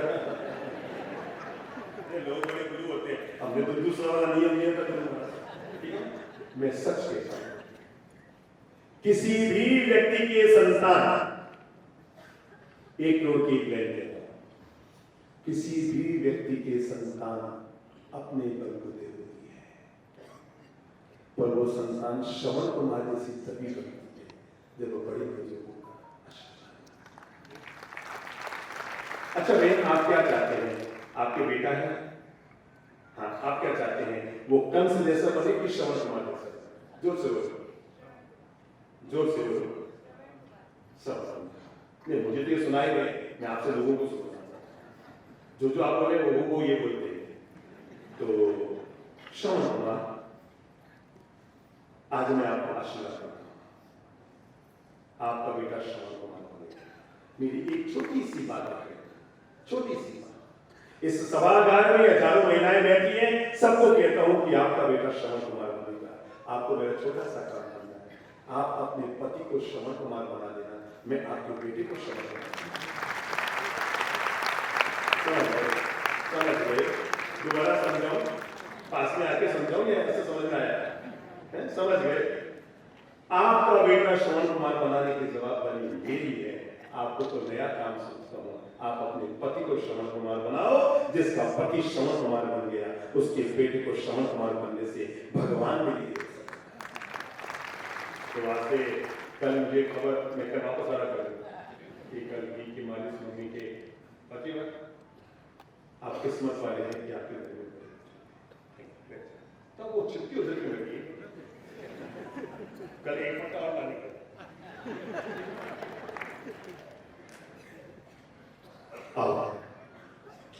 छोटे छोटे नंबर 1, पहला निर्णय लीजिए, रोज से बढ़कर माता पिता को धोखा खाएंगे। नंबर 2, रात को सोने से पहले अगर माता पिता वयोवृद्ध हो गए हैं 2 मिनट उनकी सेवा जरूर करेंगे। नंबर 3, आप जो भी कमाई करते हैं, ठीक है, जो भी कमाई करते हैं, ये 10-3 नंबर भाई साहब बैठे हैं ना, जो मोबाइल से यूं कर रहे हैं, आपके मम्मी पापा हैं?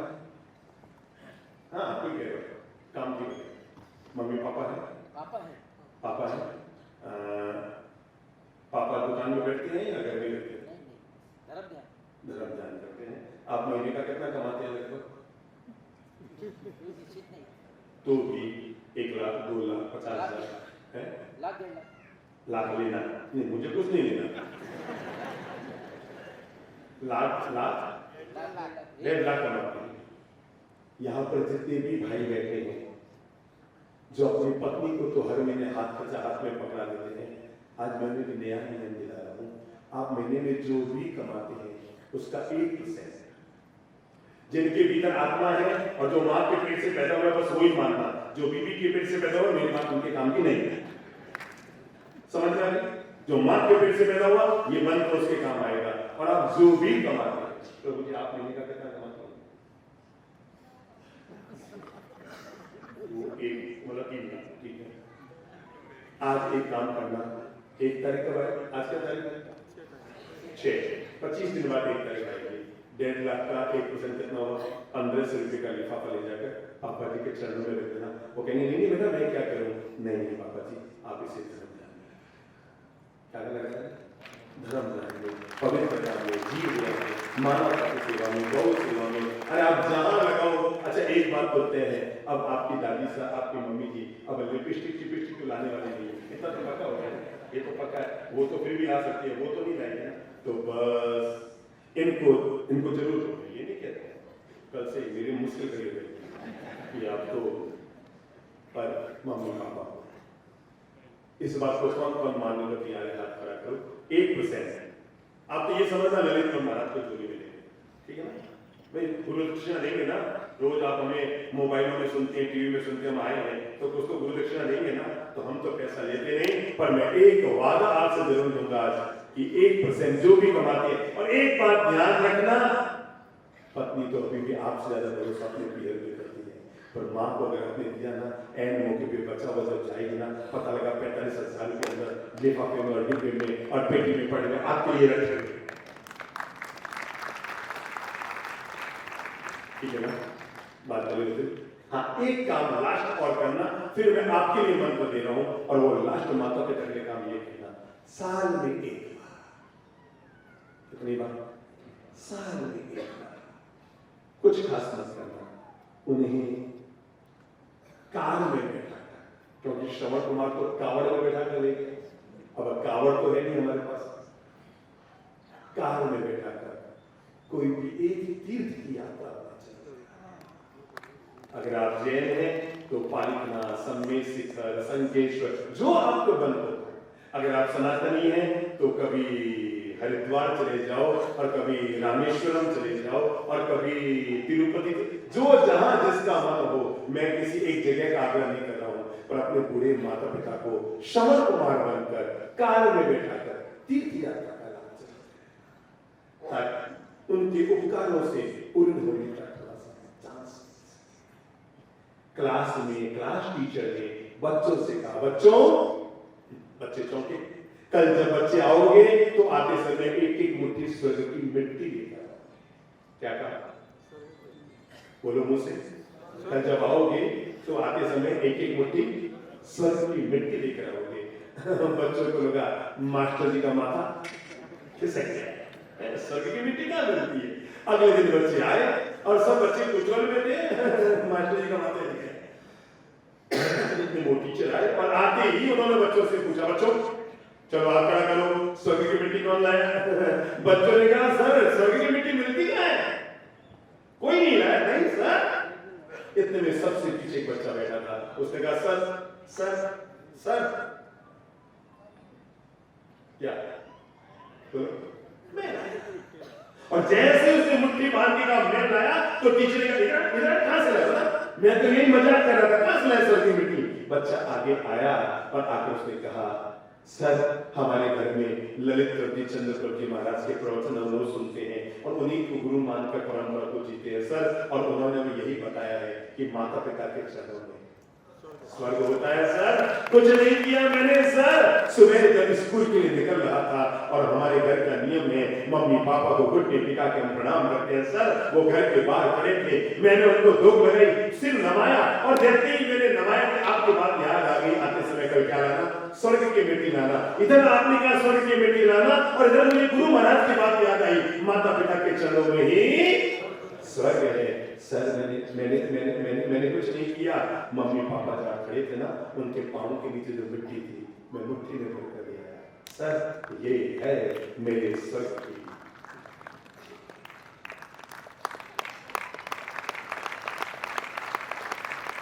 किस्मत वाले होते मेरे भाई वे लोग जिनके ललाट पर स्वर्ग की लॉयंस क्लब के मेंबर बाद में बन जाना, रॉटरी के मेंबर बाद में बन जाना, महावीर इंटरनेशनल के मेंबर बाद में बन जाना, भारतीय संगठन के मेंबर बाद में बन जाना, संघ समाज ट्रस्टों के मेंबर बाद में बन जाना, पहले अपना घर का मेंबर बनकर घर के बड़े बुजुर्गों को संभालना, तो सारे घर का मेंबर बन जाओ पहले। लॉयंस क्लब का मेंबर तो कभी भी बन जाना, अरे दादा दादी जीवित है तब तक घर के मेंबर। रोटरी क्लब के मेंबर तो कभी भी बन जाना, कभी भी उसका वो बन जाना, अध्यक्ष बन जाना और प्रांतपाल बन जाना और उसका गवर्नर बन जाना। और मैं छोटी छोटी मंत्र दे रहा हूं, कमर सीधी कर, मैं 5 मिनट और बोलूं, चलेगा?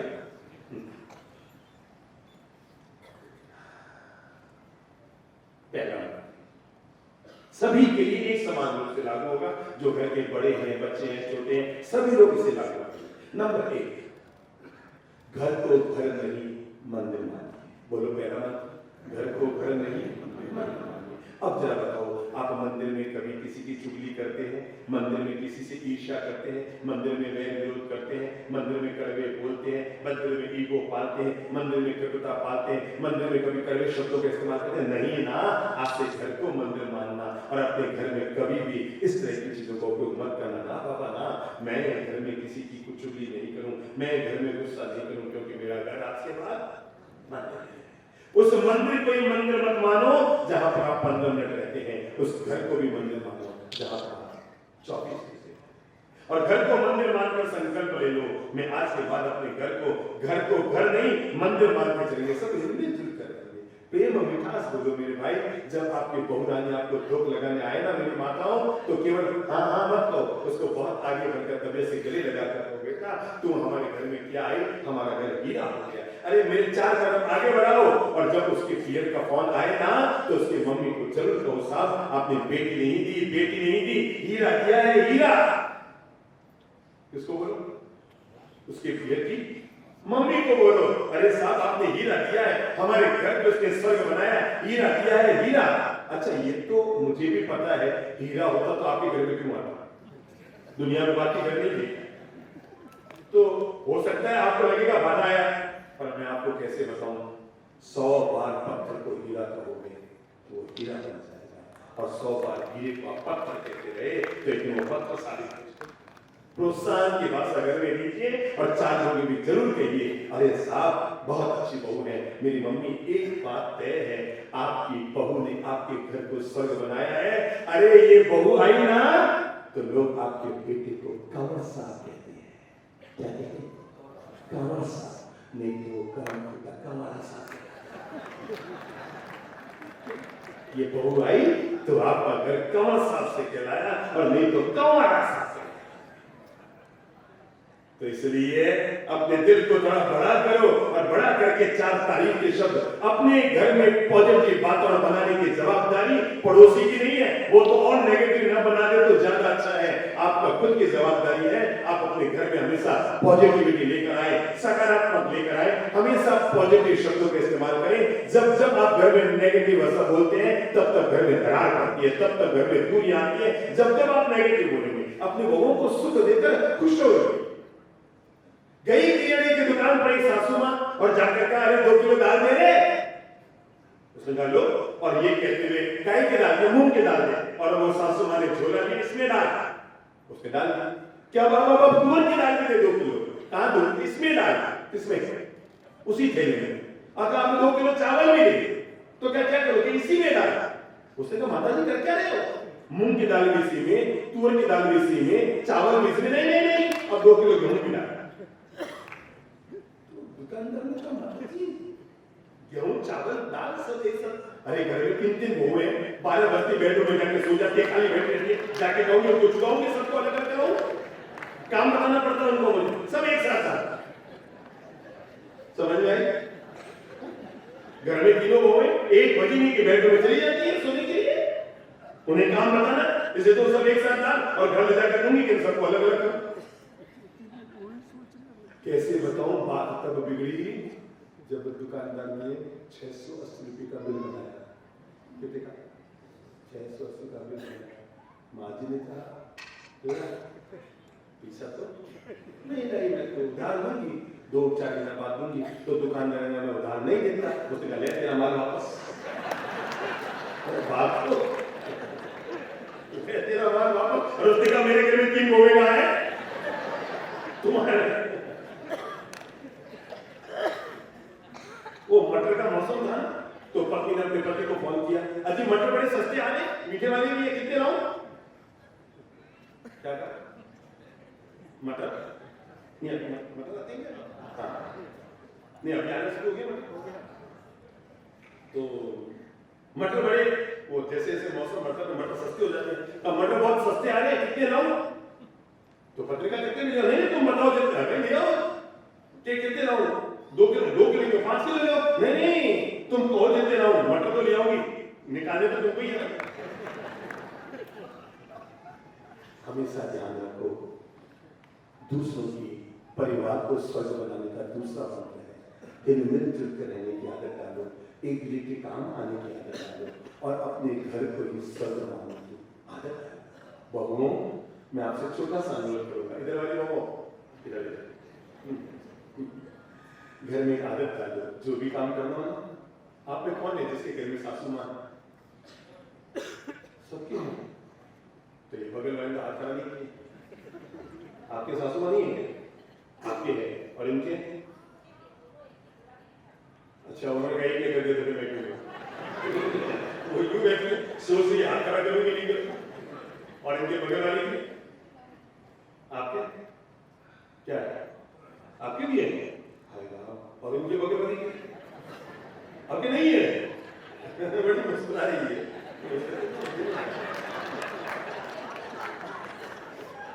बड़ी नहीं हो रही है। चलो एक आदत डालो आज से, जो भी काम करोगे मम्मी जी को पूछ लीजिए। बस छोटा सा मंत्र दे रहा हूं, अच्छी बहनों जो भी काम करो मम्मी को पूछ लीजिए, मम्मी कैसे कर समझो। कैसे आज क्या चतुर्दशी है तो आज काफी जैन परिवारों में हरी सब्जी नहीं बनी। अब शाम का समय है, मम्मी जी को खाना बना के देना है। तो अब मम्मी जी सामायिक में बैठी माला और हाथ में पकड़े यूं बैठी और 4 बज के 5:30 बजे सूर्यास्त हो जाता है। तो मम्मी के पास जाके कहेंगे मम्मी क्या सब्जी क्या बनाओ, तो मम्मी कहेंगे अब वो माला जपती क्या कहेंगे, नहीं आप बोलो दो। हमेशा याद रखो, सासू माँ से कोई भी बात पूछती हो ना तभी पूछो तो वो माला जपती है। तू वहां बात करना, बोलने की माता बड़ी खत्म, सारी बातें वहां में खत्म है। आपके मैं तो वो का मतलब समझा पियर जाओ चलिए।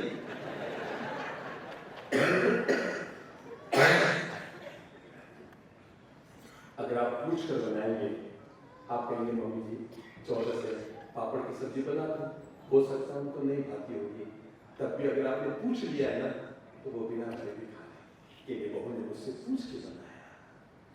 बड़ों को कुछ नहीं चाहिए, केवल छोटों से लाड़ प्यार मान मनोहार चाहिए। हाँ वो दोनों बहुएं खड़ी हो तो देरानी जेठानी, हाँ खड़े हो जाओ, घबराओ, हाँ वही खड़े हो जाओ, चिंता नहीं, दोनों एक साथ बोलना। समझना आप सासू से बोले तो अब तो एकदम खुल के बोलेंगे ना। अच्छा बताओ आपके पास कितना सोना होगा लगभग?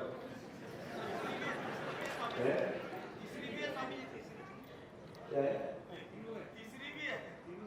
तीसरी भी है। वो आपकी क्या लगती है? या तीनों देना नहीं चाहिए? सासू भी है। वो खड़े हो जाओ, 1 2 3 4, ठीक है। अच्छा बताओ आप पहली वाली, आपने देवरानी कौन सबसे छोटी? मैं, ये देवरानी, ये जेठानी, वो बड़ी जेठानी, ये सेठानी, सबने सेटिंग कर रखी है। अच्छा बताओ आपके पास कितना सोना होगा लगभग? गिना ही नहीं, इतना सारा भरा हुआ है। तो अभी 25 तोला 50 तोला ऐसा कुछ तो याद है। जितने भोले आप बोल रहे हैं ना, इतने भोले होते तो घर स्वर्ग बन जाता। तो महिलाएं जितनी भोली बनकर दिखती है ना, पता नहीं 25-50 का पता नहीं, ऐसे लगता है जैसे कोई पीतल के बर्तन रहते पड़े। इतनी सीधी बनकर महिलाएं बोलती है, काश इतनी सीधी हो भी जाए तो घर स्वर्ग हो जाए। अब बदले लगभग कितना होगा? 50 तोला कि 25 तोला? 50 है ना, और इनके पास तो आप इनके माल को अपना माल क्यों समझ रहे? वो कहती पहले से कब्जा करिए। अच्छा बोलती एक बात लगाओ, तीनों मिलकर बताओ आपके सासू माँ के पास कितना माल होगा? कितना तो? 10। एक नए को मुझे जवाब देना, आपका सोना उनके काम आएगा कि उनका सोना एंड में आपके काम आएगा? आपका सोना तो नहीं मिलना है ना, आपने तीनों ने अभी तक उनको एक चीज भी नहीं दिया निकालकर, पर उनका सोना आपके काम जरूर आएगा। बस इतनी सी लाइन, हम तो कल एक और प्रवचन होगा लास्ट और उसके बाद कल निकल जाएंगे, पर हमारी एक लाइन जरूर याद रखना, आपका धन कभी माँ बाप के काम नहीं आता, पर माँ बाप का पूरा धन बेशक आपके काम आता है। उन्होंने महान रिश्तों के, उन महापुरुषों के ईश्वर के लिए माता पिता के मान सम्मान में कभी कम नहीं। क्यों? क्योंकि आपका 1 ग्राम सोना भी उनको नहीं मिलेगा, पर उनका 100 का 100 ग्राम सोना आपको मिलेगा।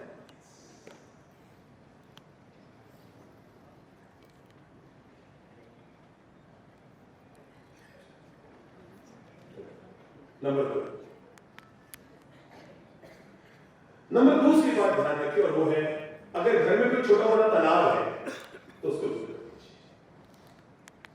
कोई हो जाता है, बर्तन भी साथ रहते हैं तो खटक जाते हैं, पर आप मेरे कहने पर अगर आप हम संतों का थोड़ा मान सम्मान करते हैं, हो सकता है आपके काफी लोग हमें टीवी में सुनते होंगे या मोबाइल में देखते होंगे, तो आप हमें इतना सा और अवदान दे दो कि अगर घर में कोई छोटा मोटा तनाव हो गया, कोई छोटी मोटी बात हो गई या आपस में अनबन हो गई, प्लीज आज से मन बना लो, बाहर जाके फोन कर देना, दीदी आंसर। एक बात याद रखना, दुनिया में झुकाने वाला काम नहीं होता है। बहुत प्यारा शब्द है भगवान श्री महावीर का, और वह है मिच्छामि दुक्खड़म। मैं आपको एक छोटा सा नमूना बताऊं, याद करो जब हमारे देश के वर्तमान प्रधानमंत्री भाई श्री नरेंद्र जी मोदी पहली बार संसद में गए तो उन्होंने पहला काम क्या किया? कौन बोलेगा? बोले कौन बोलेगा? अब तक जो भी प्रधानमंत्री गए हो ना, यूं गए होंगे प्रधानमंत्री बनकर, है ना, यूं गए होंगे प्रधानमंत्री बनकर, पर आपने क्या देखा होगा? सीढ़ियों पर ही साष्टांग प्रणाम करके अंदर गया, विनम्रता है, गुजराती में कहावत है, जे नमे ते सबने गमे, समझिए ना। बाकी हिंदी वाले समझिए ना, जे नमे यानी जो नमता है, जो विनम्र होता है, वो सबको गमता है, सबके दिलों में राज करता है।